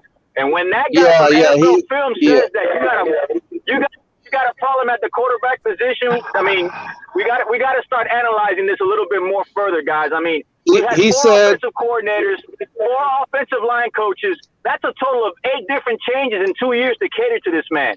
I mean, he basically said, I want him to do well, but something's got to change. So Cap, he basically said that Tua was limited, that the OCs are actually, that's what they got to work with because Tua's limited. And he highlighted that Tua's mental capacity is just not there. Oh, come on. I just find it funny that y'all this guy's been watching film for years. This guy's been watching. But if an expert says anything positive, crickets. Y'all act like it never happened. Like what? We needed to play more variety of plays. Why did we never throw a screen? Why are we not? I mean, our playbook looks ridiculous, and it's so predictable. You have to throw in a little bit more stuff, and I don't believe that a kid that played at Alabama can't work off a sophisticated playbook. I don't believe it. Hey, Pamela, to expound on that, Fitness Life 2000 here made a great comment that I think we should all take in and soak in. Like we're in a culture, regardless of whether it's football, baseball, or just life, where we need instant gratification. We don't give people enough time to develop. We expect results right away, and you got to understand the big picture of this thing. What Tua came off of, a career-threatening injury, worked to get back, playing behind Fitzpatrick, and he's in literally his first year. He's 14 games in. So Allen got 3 years. He's flourishing in his fourth year. Murray, this is his fourth year. For God's sake, discount double check guy, and I don't want to say his name. He sat behind Favre for 3 years. 4 years. And, we expect Tua to come out and win the AFC East, in his first year. I think it's just unrealistic. Cameron, you and I agree so didn't much. Aaron Rodgers come out and have a losing record his first season? Am I confused? I'm pretty sure they lost a lot. He struggled too his first season. After Exactly. They wanted to run. They wanted to run Allen out of Buffalo. No, I'm not muted, Steven. I'm just being respectful. That's right. Right? Well, and I also, I talked on this point this morning. I made a comment on Twitter somewhere about that exact thing. And what my comparison was is that my husband and my 2 sons work out at the Space Center. My husband deals with the fuels for the rocket. Okay. So can you imagine if he only had a year? Hold on. Somebody put your stuff on mute. Somebody's in the. Can you imagine So as someone that loads fuels on a rocket, can you imagine if he only had a year to perfect that craft? There'd be rockets blowing up out there like firecrackers. I mean, come on. Everything takes time to perfect.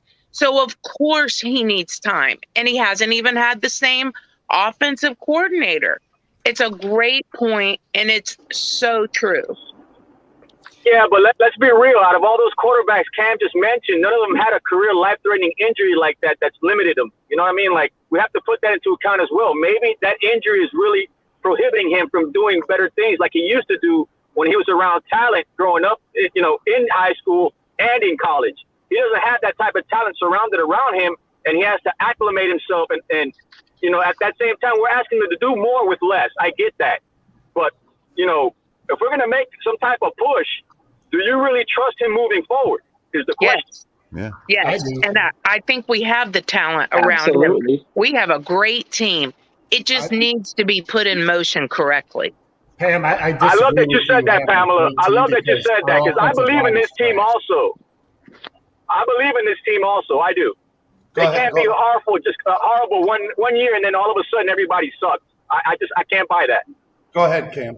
You know what?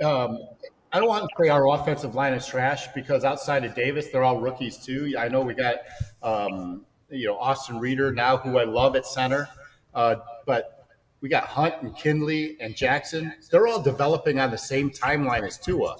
So give them time as well.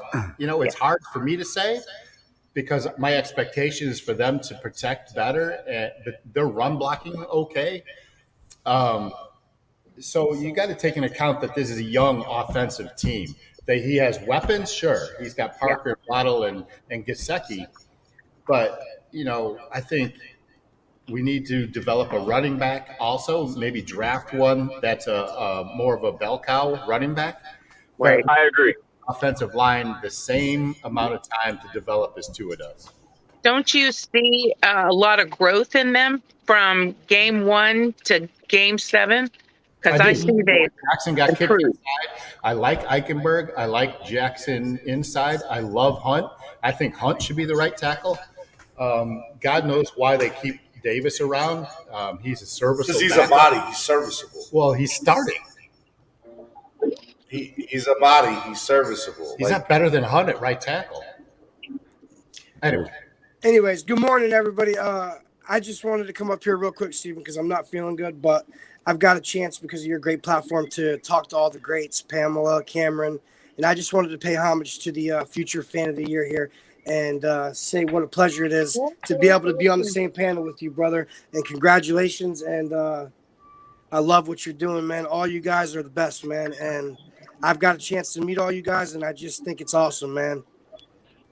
It is awesome, man. I appreciate it, and I look forward to meeting all of you guys at some point. I just wanted to come on or a watch party, or out in California, wherever that may be. It's right. That's the best part of being this fan. I just wanted to come on and pay homage to you, man, because Amen. Because you're awesome, man. Thank you. All the OGs, Pamela, Cameron, everybody, man. I've got to meet and talk to all of them. Well, not meet personally, but I got to talk to all of them, and it's honestly a pleasure, man. Everybody knows what I think of too. Who cares about that? But yeah, you guys are awesome. You guys are awesome. We love you too. You're just as awesome to being up here and being a fan along with us. And I, like I said, I'm not going to stay up here long because I got the COVID. So, get better. Yeah, get better, man. Yeah, I'm not too bad. Vitamin C, man. I'm not bad. I'm just I'm getting through it. I'm good. But I just didn't want to miss the opportunity to come up here and pay homage to the future fan of the year, man. Congratulations. You're doing your thing. Everybody, man. I love all you guys, and fins up. Fins up. Fins up. Brother. All right, man. Y'all be good, man. Roll Tide. 1, 2, 3. All right. Next, just so everybody knows, the Honorable Solo D is on his way. We got time. We got time. Awesome. So he just texted me and said he's stuck in traffic on the highway. I guess this weather is not making things fun for traffic. Is it raining there too? Let me ask you. Let me start with Mark, and then I'll go to other people that live outside of Miami. What is it like rooting for a team, being a diehard fan outside of Miami, and representing that in enemy territory, of another team? It's interesting, and I'm sad that the Oakland Raiders moved because they were 30 miles from my house, and dealing with other fans is.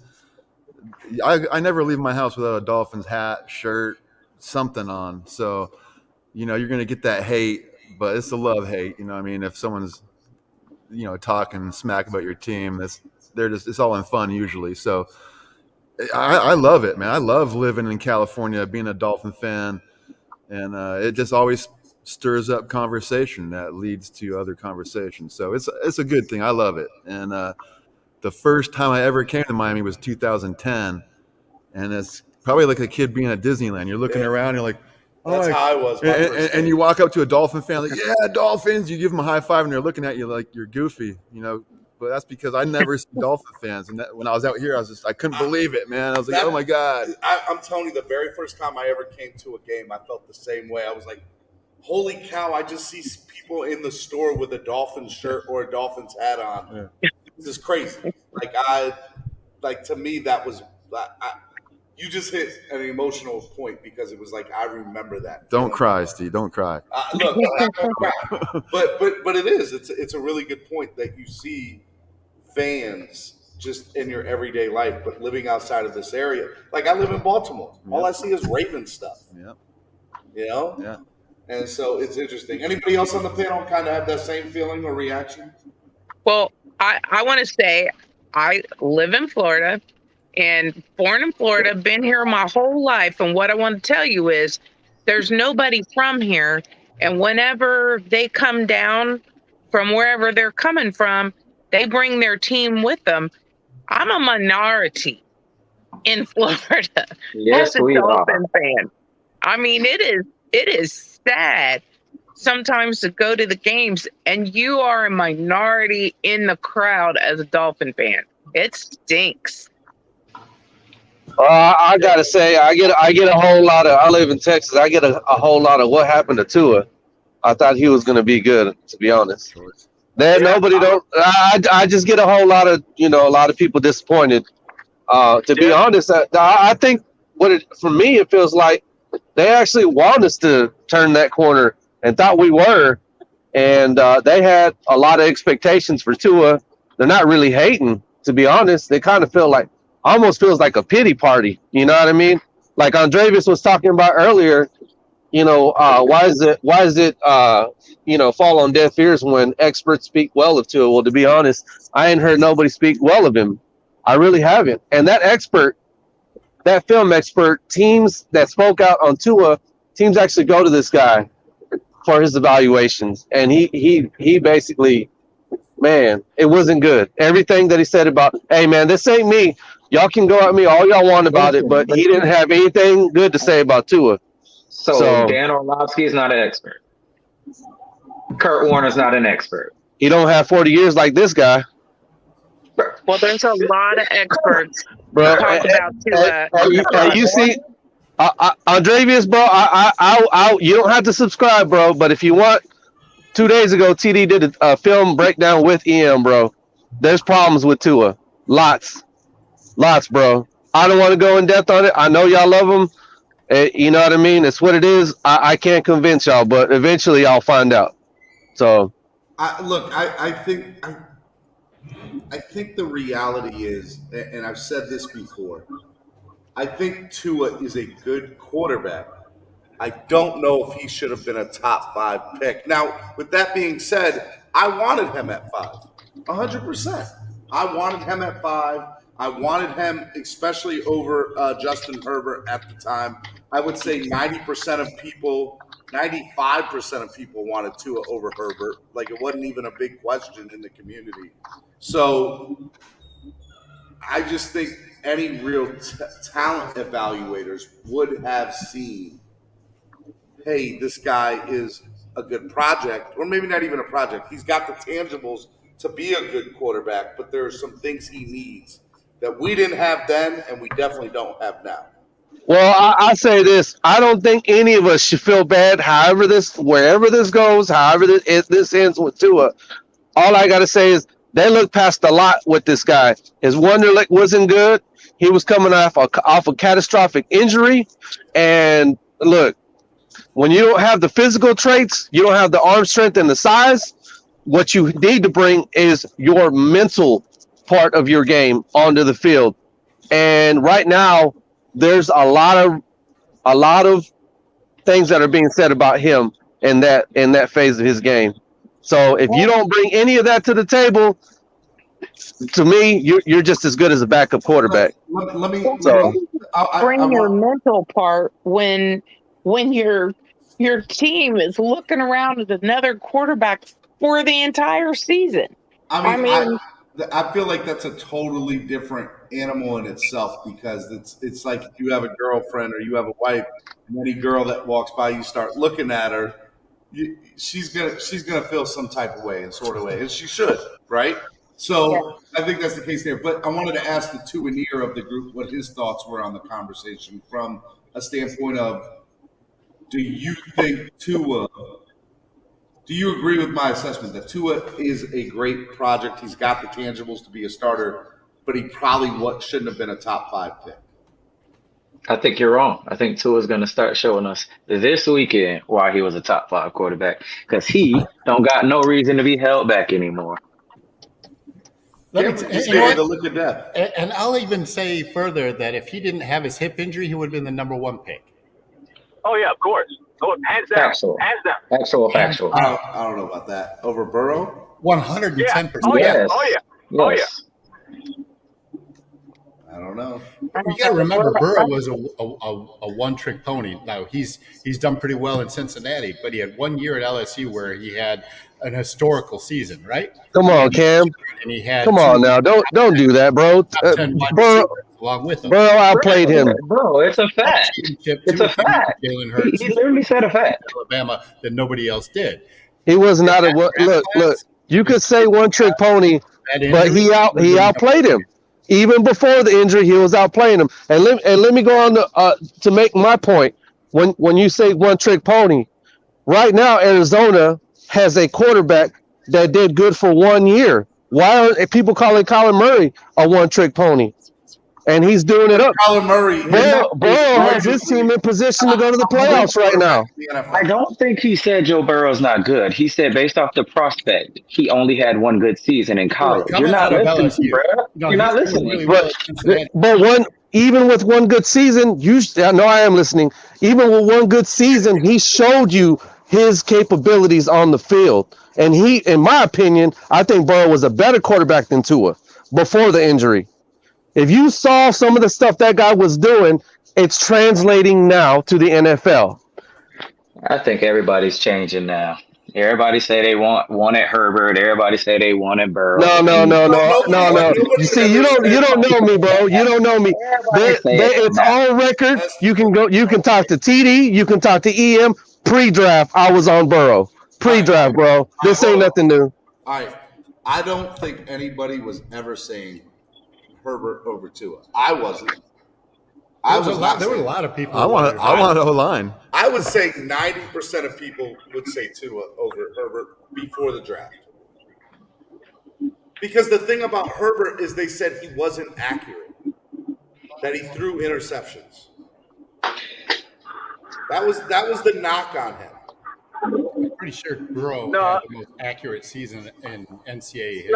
No. Crystal Ball had that running game down packed. They never let Herbert utilize his skills. And once he did throw the ball, once he did throw the ball, they were crisp and they were accurate, man. As far as with the scouting access of everything that we've seen, we all wanted Tua because we were force-fed that narrative throughout the Alabama run that they were going through. And that's what I think really bit us in the ass with Stephen Ross trying to go in bed with Nick Saban when it comes down to it, because everything we've been drafting so far has been to cater to Tua. I mean, Waddle right now is supposed to be like Tyreek Hill, and Waddle's not even being utilized right. Coaching or not, say what you will about the coaching when it comes to Waddle, but both of these guys are not doing what they're supposed to do. Vicken, that's a big take right there. Tua's a generational quarterback. I don't know about that. I don't know. I'll tell you this, why I don't disagree. The jury's still out, right? Like, he's 14 games in. So he has elite accuracy, elite timing. And there was somebody in the chat box that made a comment saying that he's a one-check quarterback, which is absolutely not true. I said that he reads through his progressions. No, I'm not saying you. I'm someone in the chat box. How is he going to read through his progressions if he has the fastest release? If he has the third fastest release, how's he going through his progression? Because if you look at a lot of the plays, they stack up the wide receivers to the one side, so it's easy to look on the one side of the field. Hey, check out Trent Dilfer's breakdown of Tua, and it'll prove the point of how Tua is elite with his eyes and feet and how he looks off safeties and cornerbacks. They're going to say Trent Dilfer's a joke and you can't listen to him. He's not an expert. With this offensive line currently and no run game. You know, like, there's no threat of a run game, so why are they going to stack the box? Trent Dilfer might be the worst quarterback to ever win a Super Bowl, but he won a Super Bowl, and he had to be smart in order to be even as good as he was. And not only is he smart, but he develops quarterbacks. Burrow was a Dilfer disciple pre-draft. Dilfer is on Tua's payroll, level 2. Hey, Cameron, can I ask you a question? Yeah. So you said that Tua is elite in his accuracy. May I ask, is that enough to win in today's NFL? Man, that's a great question. You know, I don't know that I have an answer, but I think you draft a quarterback who has elite traits. You know, does he have all the elite traits? No. But does he have accuracy and timing traits? And does he come from a winning pedigree? That's 3 of 5. He might not have the best arm strength, and he might not be the biggest quarterback. So do you take 3 of 5 and run with it and develop the rest? That's a good bet, right? Yeah, man. At this point right now, Houston has had our number throughout the years, and Baltimore. And it's not a coincidence that we got to play those guys back to back. So we're going to find out. Well, we are going to find out. Running the table. The one time that I went to the fan club weekend, we played Houston, and at the half, our number one. I watched the regame. I watched that. They just showed that game. 37-3. Yeah. Our number ones went to the locker room at the half. Like, we beat the crap out of Houston. And the score doesn't totally reflect it because we had second and third string on the field. Oh yeah. I think the thing about running the table with a game, like if you go back and look at that Houston game from 2015, the defense scored a touchdown, the offense was on point, the run game was on point, everything had to click. Everything came together perfect. It meshed. Yeah. Right? And so what my hope is now is that the same thing happens on Sunday. The defense gets their crap together. Tua looks great. The wide receivers look like that's what has to happen this Sunday in order for that to happen, in my opinion. Do you want to know what the commonality is going to be? Me and Mark are going to be there. You're not the only one. Get us the win. Yeah, but Cam, you've been going there all year and they've been losing. So should I go home? No, not to. You got a tailgate to do. after the tailgate. Brighton, Big John Stud 007 said, Cameron, what's up? What's up, Big John, my man?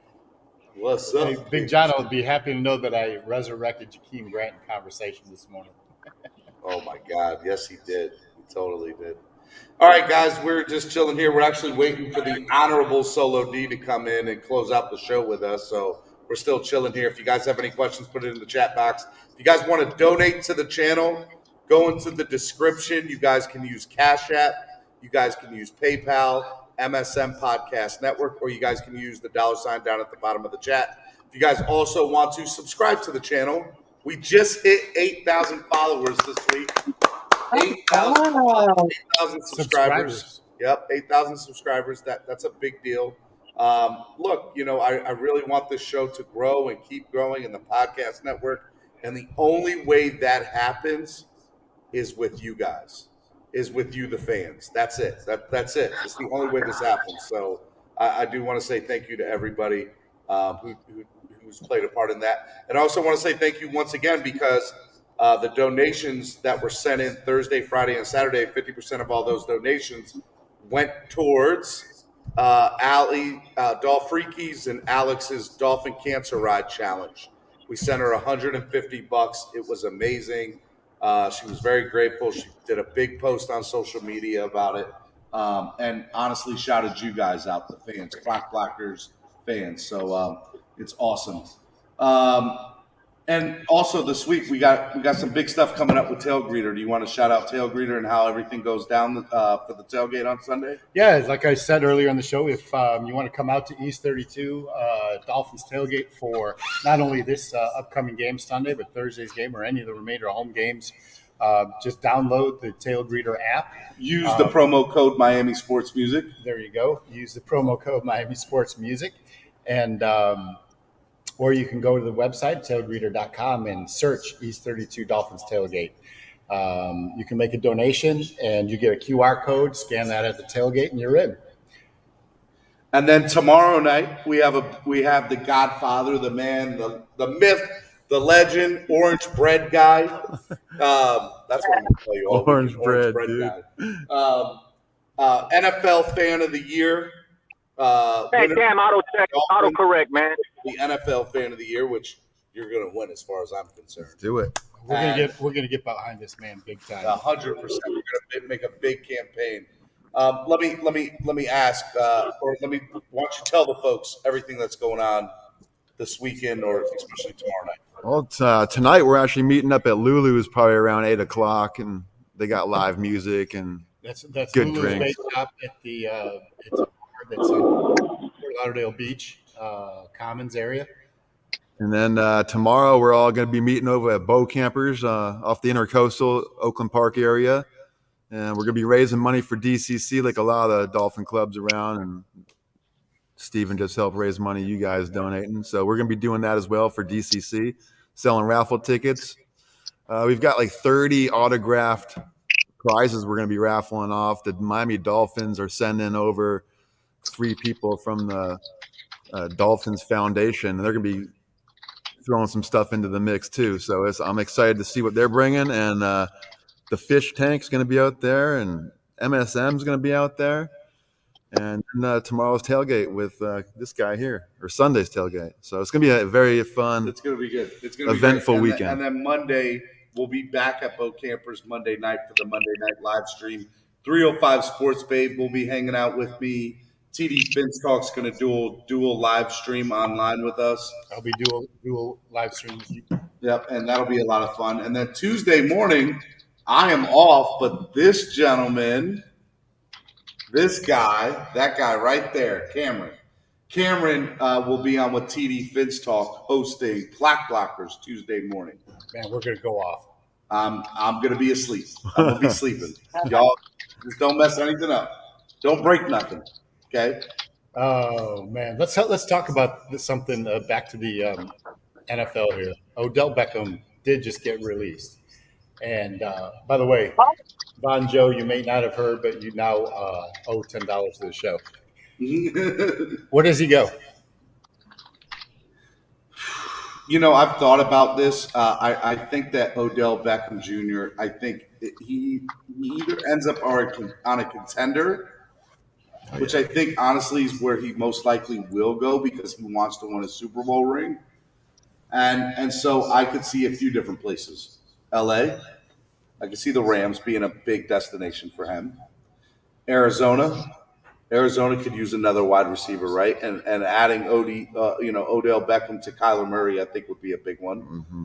Think there's enough passes for him and Hopkins? I do. I think, and so that brings me to my point, right? Like he either wants to win or he wants to go somewhere and just party and be the guy. Be the guy, right? And if that's the case, I could see him ended up in here or Here where? South Florida. No way. Why not? He would love. I'm not saying he's going to. I think where his mind is at is he wants to win a championship. And Wait, where are we? Who are we talking about? Odell Beckham. Oh, Odell Beckham. The Raiders? No. The Raiders are imploding. What just happened? Yeah. They're imploding, dude. What just happened to the Raiders this week? I wouldn't touch the Raiders with a 10-foot pole. I can see him going there now. They have a winning record and they're in the hunt. Derek Carr's a hell of a quarterback too. So. But I don't see that happening. I honestly don't get all the OBJ hate. I feel like he's been fairly quiet since he's been in Cleveland. He ain't been in no foolishness. He's just been injured all the time, and it's just like, I don't know. When they be like, he's a distraction, and I'm like, what did he do? He's not doing anything. What is he doing? I don't think he's a distraction. No, That's what a lot of people say. I think he's matured, and I think he wants to win. So I think he's going to go to a team that is in that position. So I can see the Raiders being a playoff team if they can go ahead and get another receiver. They just, losing Ruggs. So.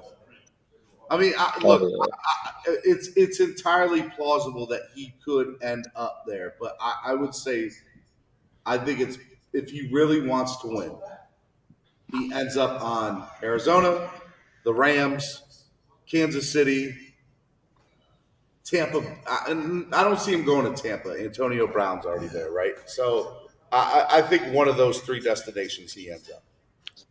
Kansas City is a really intriguing thought for him, too.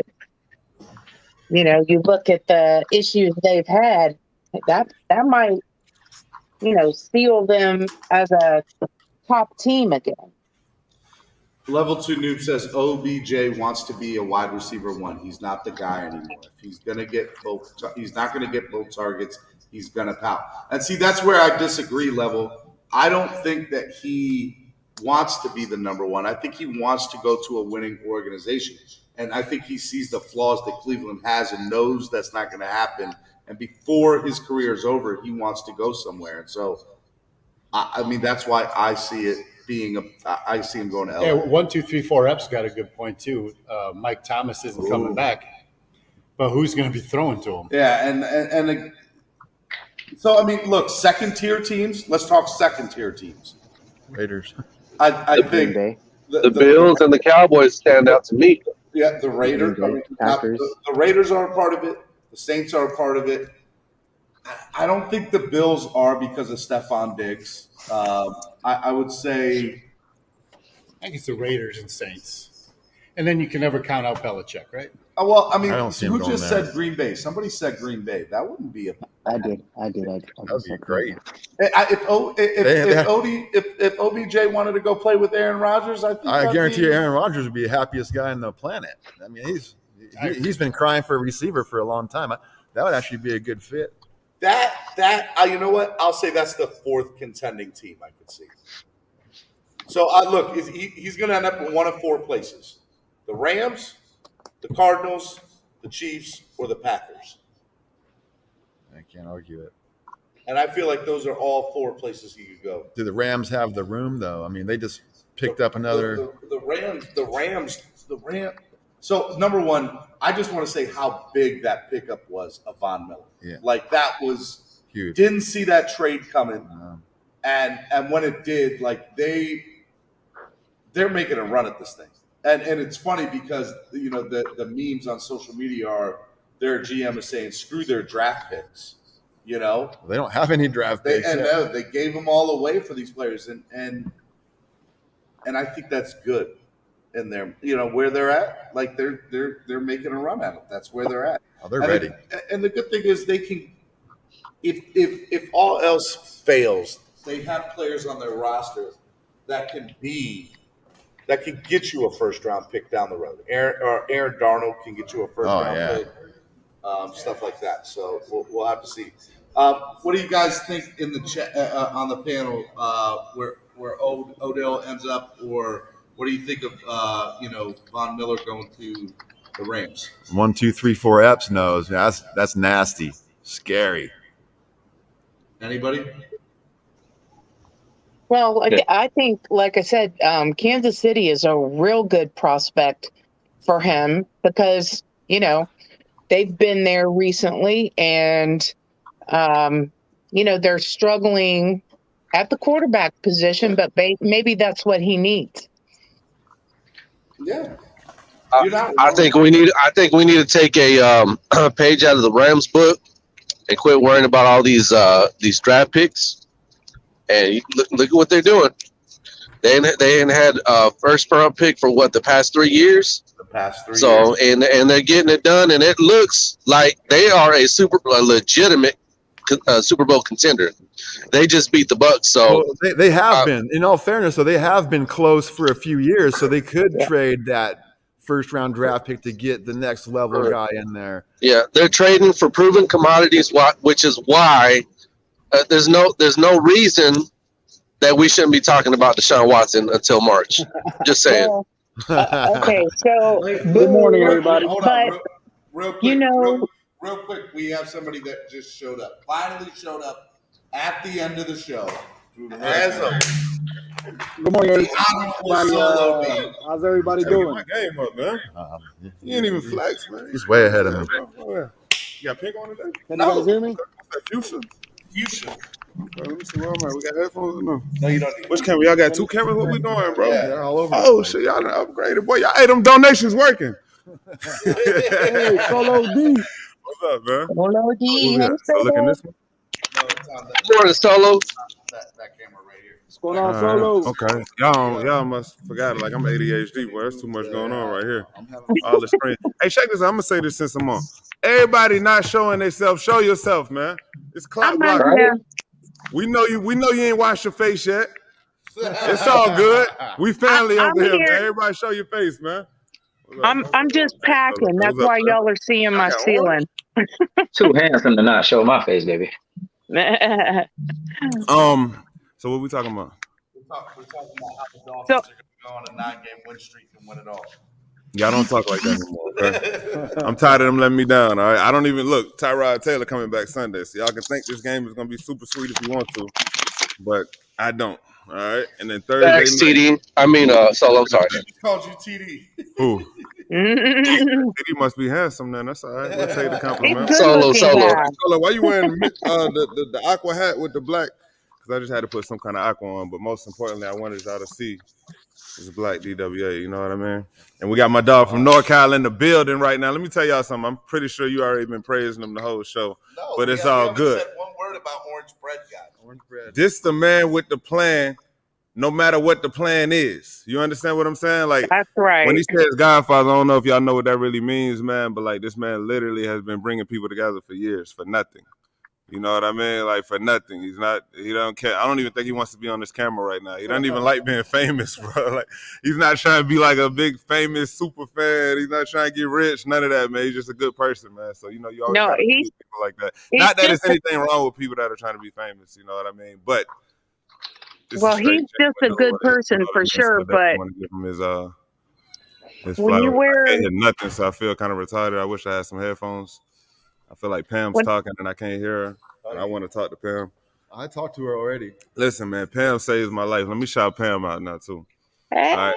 It's sometimes where I can't get the game for whatever reason, and Pam is streaming. Even if I can get the game, bro, I cut the camera down just so I can listen to Pam. You know what I mean? Like, listen, man, Pam is the perfect person to watch the game with, man. She goes crazy like I go crazy. And lately, I haven't been going to all the games, and I've been back sitting on my couch in my boxers, man, and like that's where it all started. You know what I mean? In your boxers. That's yeah, if nobody's in the living room, then I'm in the boxers. If not, then I'll put some shorts on. You know what I mean? But like, you better have shorts on. I invite everybody in my living room. Yeah, Pam goes crazy, man. Like she embodies what DWA is, man. I love that. Like she's screaming at the referees, she's screaming at the coaches, she's screaming at everybody, man. So if y'all don't have Pam on Facebook, make sure you follow her. And what page is that you go live on? It's Forever Dolphin fans. Yeah, Forever Dolphins fans. So I guess follow that group. We really need to get her to go live on. What you doing, son? Well, you get on your game, bro. Get her to go live on our channel, bro. We need to steal her. We need to steal her, bro. What are you talking about? Who is that other page? Who even runs that page, bro? No, I'm just playing, man.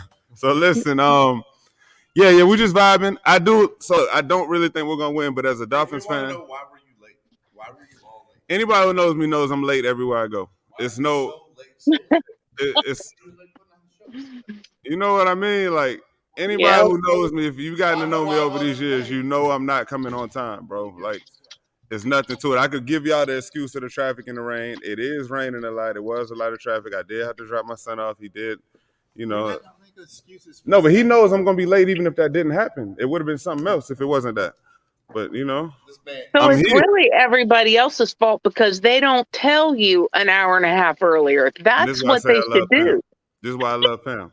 You know what I mean? Because my sister knows. If my sister tells me a time, it's not the real time. It's an hour ahead. You know what I mean? Like anybody who knows how to deal with me, they know that that's what they need to tell me. Hey, so it starts tomorrow at 11 o'clock. Yeah, that's right. Hey, I do plan on coming early to the tailgate though. Big shout out. I'm coming Sunday. I'm gonna try my hardest. It's daylight savings time. We got to roll back the clocks. Was that today? On Saturday. Because it took. Oh, not today. Saturday. The sun took a while to come out today. My son kept saying that. He's like, it's still dark. Okay. Yeah. But I think it started early. I ain't gonna bullshit. I mean, bull stuff. But you're going to be at boat campers too, right?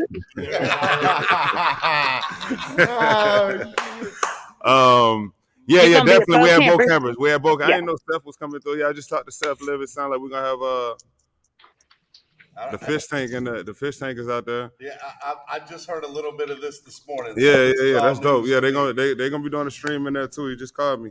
Sound like OJ McDuffie and Seth gonna be in there too. So man, we just gonna have fun. I don't know if I'm performing. Am I performing? Oh yes, please. They got the equipment and all that. If they had the equipment, then I'm performing. But listen, let me tell y'all something that happened. We went. What was that at the Redskins game? Ever since that Redskins game, like 4 years ago, I was on like this little podium. The quality was horrible. I swear, I'm not trying to be Hollywood, but I look like the bad person if I'm performing on like a raggedy system. And nobody else has to deal with that. You know what I mean? So it just makes me look bad. Nobody cares that it wasn't my setup. You know what I mean? So I just can't perform on like something that's not a good thing because it's just a bad experience for everybody. But we're going to have fun either way. Definitely performing at the tailgate, East 32. Make sure you're in the building. Well, so that will never happen to you if I'm around. Because if I'm around, I'm hooping and hollering so loud for you that nobody will hear the bad system. Hey, that's what we need. All right, I need you. My hype man Saturday then. My hype woman Saturday. I got you. My poor husband just sits back and just watches. He sits back in the wings and just pays attention. That's all. Hey, he's a good man. Is he a Dolphins fan? I don't never Oh hear him yes. talking. Okay. Oh yes. So he's just quiet. He's just quiet. All You right, know we're he gonna make has to be around me, man. I made it. So look, I'll tell you what we're gonna do. Oh, this kind of dope too. Okay, y'all show it out. Hey, so what we're gonna do is this. We're gonna make because it's two types of Dolphins fans in the world. You have fans that, they just like to clap and good play. And then you got people that go crazy. So that's the difference between like a Dolphins fan and DWA. A Dolphins fan with attitude. You know what I mean? Like, look, everybody's not DWA, and that's okay. You know what I mean? We go crazy. We punch walls. This dude was punching. Do you ever tell him the story when you was punching the ceiling in the thing? Actually, Brad asked about it. Oh yeah. Yeah, man. We lose our voice. We act crazy. That's what DWA is. And then you got people. Look, it's still Dolphins fans too. Well, still our family. You know what I mean? But you got some people that are super passionate about it and like really, really, really go crazy. So that's what DWA is. So Pam is definitely DWA, and it sounds like your husband is a Dolphins fan. But you know what? We need He's everybody. a Dolphins fan. So this is what we'll do. We'll make DWA quiet. Like we'll have another chapter. Like you're still DWA, but you're not crazy. DWA reserve. Yeah. There we go, reserve. We're gonna work that out. You know what I mean? So because we need gear for everybody. You know what I mean? But look, big shout out to East 32. Make sure y'all are there Sunday. Anytime the fan clubs come into town, it's always a vibe, man. And I'm glad a lot of people from Miami get to see because I travel to all these different stadiums and get to see all the fans that we have in these different cities. But whenever everybody comes down together at the same time, it's dope, man. So I urge everybody, even if y'all don't normally come to the east side, come over to the east side and come meet some of these people, man, and come have a good time. Need some more A in the DWA. A lot of more A in the DWA on Sunday. Yes, sir. Hold on. Cap, man, show your camera, man. What's up, man? What you still in the bed? It's raining out, man. There we go. There you go. Yeah, throw it up, man. I try to tell Steve. I don't know. He don't want to tell y'all, man. I tell him everybody should show their face, man. Like, come on, it makes it more personal, but we family, man. You know what I mean? Like, y'all, especially if you're arguing. If you're gonna argue, you definitely gotta show your face, man. Usually, I show my yard. Cap, are you coming tomorrow night? Nah, man, I'm up in South Carolina, man, dealing with all the what's going on with our team vibe down here, man. So trust me, I know what's going on. I'm dealing with 35-degree weather right now, and I'm still representing, man. That's even more the reason you need to come. That ain't nothing but a 12-hour ride. Where you at, Orangeburg? Nah, I'm in Greenville right now, close to Tennessee. So I'm getting a lot of, I'm feeling it like crazy, man. But I'll be home, man, soon, man. Trust me, I'll be home soon. Okay. Enjoy Greenville. It's nice out there. I don't know if I've been to Greenville. I've been to like Spartanburg and. That's why I'm at Spartanburg. Is that what that is? That's the same thing. That's exactly where I'm at, Spartanburg. Okay, yeah, I've been there. Yeah, it ain't too much. Shout out to South Carolina. I don't know too much about it. It was cool. But I know. Nah, I've been there, but I'm saying I didn't know too much going on. But I know it's 12 hours and you could come down if you wanted to. You know what I mean? If you come down, we got a shot waiting for you. You did. Man, hey, Carol City's home for me, bro. Carol City's home for me. I'll be home soon. All right, then. Bring it back. Opalaka, baby. Yes, sir. Nah, that's all Miami Gardens now. They trying to change all that, bro. Yeah, I know it. Look at I know it. Estefan driving his truck. That's right. Estefan, turn it back on.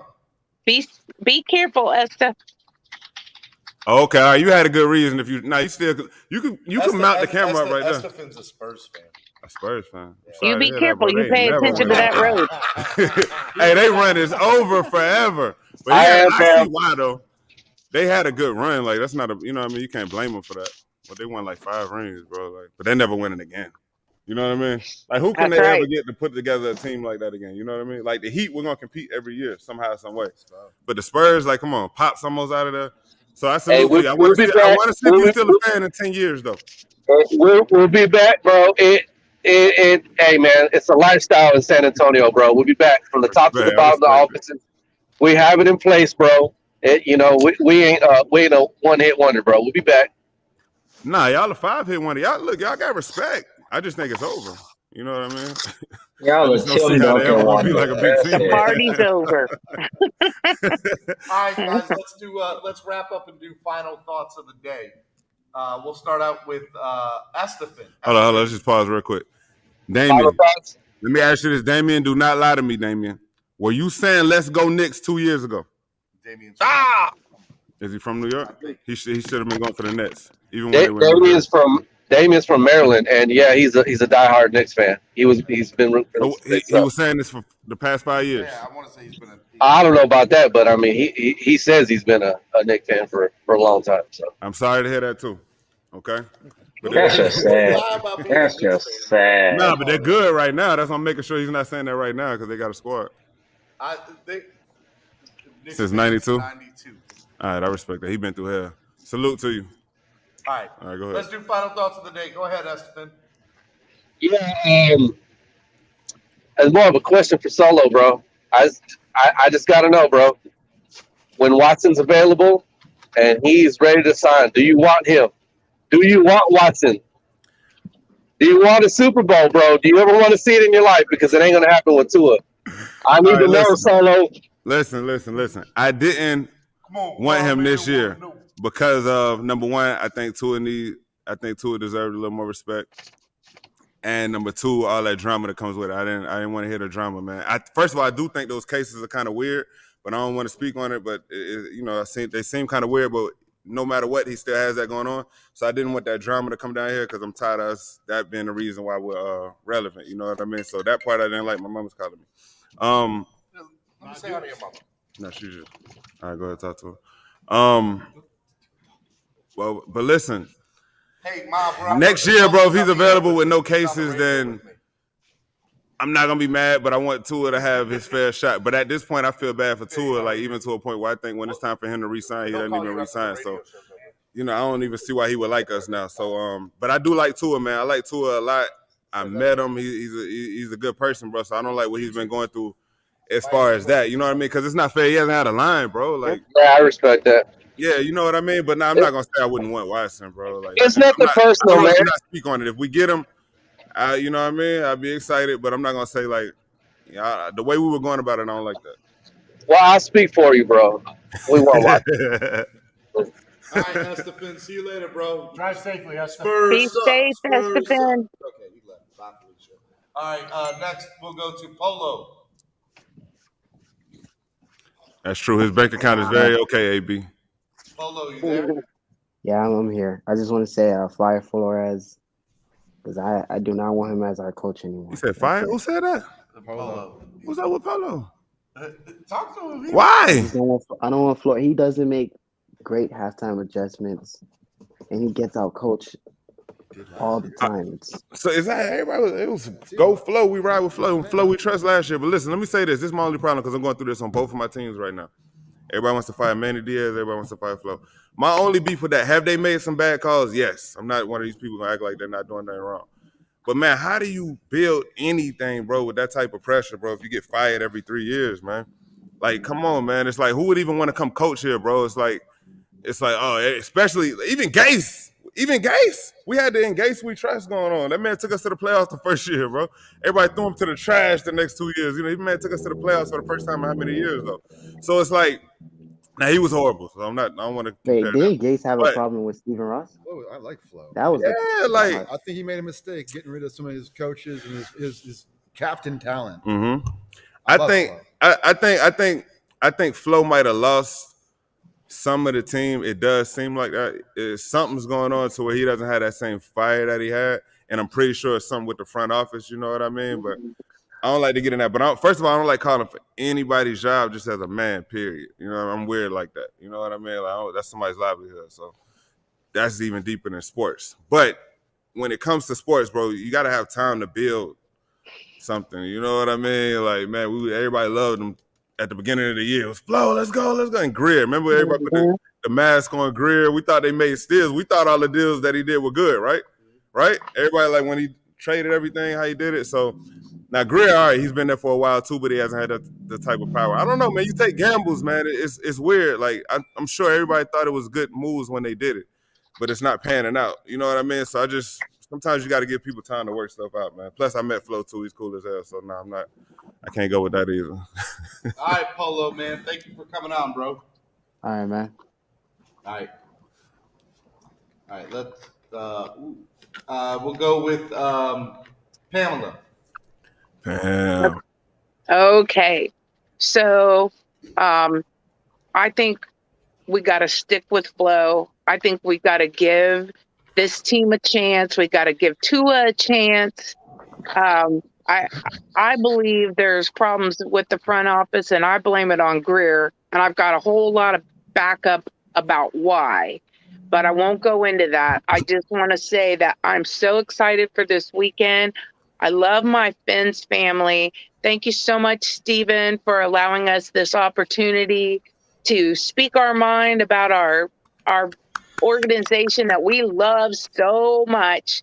And I have to give shout out to y'all's mamas because they raised some good men, and I'm proud of y'all.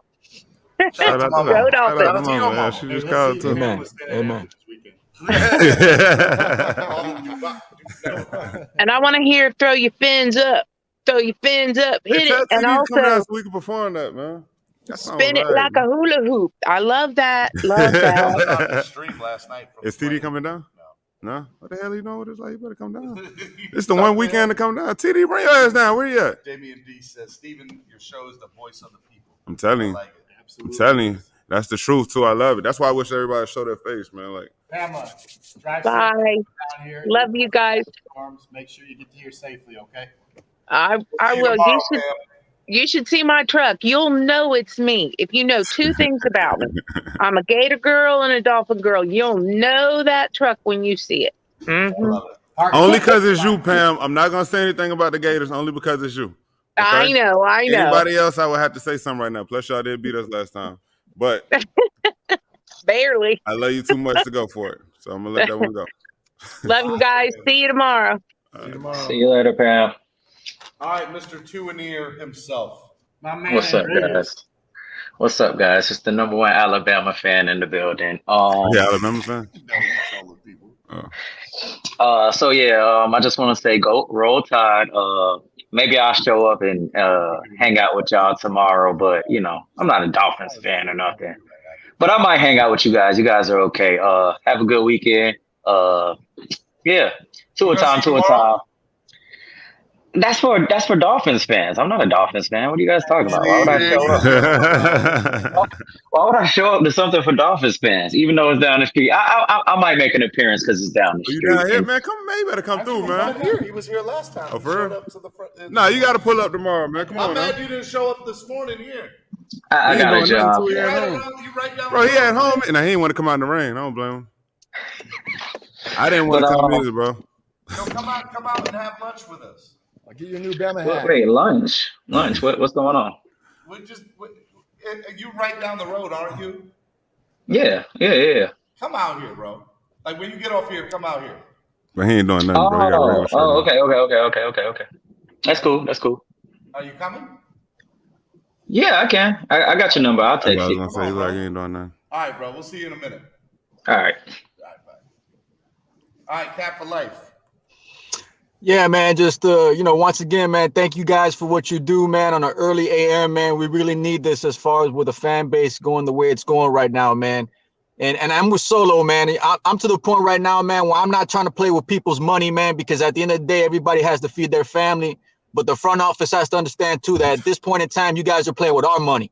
So, start playing the young bloods, man. Start letting it fling out. Let Tua fling the ball, man. Let him do what he has to do in order to salvage the rest of this season. Because right now we got nothing to lose, man. So just, we're playing against Houston. We're playing against Baltimore. Just go balls to the wall right now, man. Right now it's to the point where we got to compete. We can make a run if we change things up, and let's just see what happens the rest of the season, man. NorCal, man, congrats to you, brother. You deserve it. And yeah, man, just you guys keep doing it, man. I'm proud of you guys too, man. Love y'all, man. Be safe. Open locker. Open locker. Drive safe, Cap. Be good, Cap. Easy. Be Cap. All right. This is Spread Kindness Fridays. This has been an awesome time here at Dirty Sportswear in Oakland Park. We are going to be here again next Friday. So if you want to hang out with us next Friday, come hang out with us again next Friday. Let me go ahead and let me get Mark, your final thoughts of the day. Final thoughts, man. What a great platform. So happy to get to tune in to MSM every day. It's a little early for me out there, so sometimes I'm a little late to the show, but I do tune in every day. So final thoughts of the day, Steven, you keep doing what you're doing. I'm going to keep being a DWA. I'm definitely not a Dolphin fan. I'm a DWA fan. And I'm always proud to represent this guy next to me. Cam, dude, top shelf. I don't have to worry about where we're going on our tailgate because I know it's the best. So, man, come out and see us tomorrow. Come out and see us at the tailgate on Sunday. Final thought, Dolphins crushing the Texans. Well, you went bright orange. Yeah, real bright. You know what I'm saying? That was like super bright this time. Yeah, he went in, man. Got this hat on for shade. Cameron, final thoughts of the day, my friend. Hey, I'm going to expound to what Mark said. Stephen, thank you for this platform. 8,000 subscribers, I think, needs to be celebrated. I challenge you to hit 16,000 in this time next year. All right, we'll keep it rolling, boy. Keep that pressure on, baby. My man Solo D, if you guys don't know, and I'm sure you do, but those of you new to the show, Solo D has been repping Miami DWA for life for quite a long time. And not only the Dolphins, but Canes. He's South Florida royalty. And we're privileged to have him on the show and part of Miami sports music. That's who he is, Steven is. I'm just proud to be a little. No, you in it. You in it. Little bitty piece of it. You're indoctrinated. And but finally, before I give you my game prediction, we're gonna pump up this man right here, Mark Angelo, because he deserves it. I can't tell you just how much passion and work and pride this man puts behind providing all Dolphin fans an opportunity to come to South Florida and just have a good time, hang out, meet other fellow Dolphin fans. And I'm proud to call him a Finlaw and for life, man. It's been awesome so far. And only better things on the horizon. I can feel it. So it's all good. Come join us this weekend. Bo Campers again tomorrow from 5 to 9. East 32 Dolphins tailgate for the livest tailgate at the Rock, row 209 between us, East 12, and the West Side shout out. They do their thing on the other side of the stadium, but East 32 Dolphins tailgate for Fan Club weekend. My prediction, it's going to be a shootout. I think Tua and Tyrod go at it. 38-32 Dolphins. 38-32 Dolphins. I like it. I like it. 38-32 Dolphins. Tua is going to show out. Gesicki's going to have 3 touchdowns. How about it? I like it. I like it. I like the 38. I don't like the 32 because my defense. Tyrod Taylor's. All right, you're right. He throws a You're right. ball. Tyrod Taylor. You're right. All right, so for that, I was going to take him under 10. What is your final thoughts of the day? Oh, so now that I go now? All right. I was going to ride off what he said because I don't like them getting he gave him 32 points. That's disrespecting my defense. His squad is going to get it back together this Sunday. All right. Buffet boys going to eat this Sunday. It's time to make an example, so I'm definitely not giving them 32 points, but you're right. Tyrod Taylor's there, so I give them 17. But if they get 17 and we need to put up some more points, give me 40. All right. I want 40. I'm going to go 40-17. Outside of that, listen, I just went live on Miami Sports Music. I'm going to make sure there's posts. Anybody in South Florida, what does South Florida consist of? Like West Palm Beach and down? Or like Port St. Lucie too? Beach, right? Is it Port St. Lucie too or no? That's Palm Beach County. All right, Port St. Lucie, Fort Pierce, all the way down to Exit 1, Florida City. Anybody in South Florida, I need y'all out here this weekend, all right? We got the Worldwide Dolphins fan clubs in the building right now. I don't care what the record is. Y'all going to understand what DWA is all about, what Dolphins family is all about. Like, this is what we stick together. That's what Clock Blockers is all about. That's what Miami Sports Music is all about. We come together, and no matter what's going on in the season, this is family right here. You know what I mean? This man right here that everybody keeps shouting out. The first show I ever did at the stadium. Oh, man. First show I ever did, 2011, bro. He was right in the crowd, rocking with me. You know what I mean? This man been holding me down the whole time. He got my name out in California. Got me talking to legends, everything, man. Like, just all love, man, every time. So, like, I want everybody to experience that. So I'm calling out the whole South Florida, Dade County, Broward County, West Palm Beach. Make sure y'all, that might put us over capacity. Bo Campbell's going to have to deal with it. Tell them we want a piece of that bar, too. I want a percentage of that bar, too. When I was South Florida fan club, coming over. Yeah. Okay, South Florida. Yo, my bad. Florida. Central Florida down. I can't be mad if you don't come from Jacksonville. All right, but Central Florida, West Coast, anybody from in a 2-hour range, I need y'all to come down. Big shout out to what's it called, Southwest too, for sure. Naples, Fort Myers, all that, man. Everybody that's a Dolphins fan, man, just pull up, man. Come experience it. If you don't make it this time, come through Thursday. We're gonna be at East 32, East 12. Shout out to everybody, man. Like, just come through and get a parking pass, even if you don't come to the game. All right, this about us right now. You know what I mean? Like, we're sticking together. This is why we put this together. This is why Steve's doing what he's doing. This is why I'm doing what I'm doing. This is why we do what we do. Everybody just come through, man. Have a good time. We're going to keep repping no matter the record. You did. But we're going to win. Now, Baltimore, that's another story. But Houston, y'all got to come see us. All right? All right, look, this has been an amazing show today. I want to give a big shout out to Dirty Sportswear, first and foremost.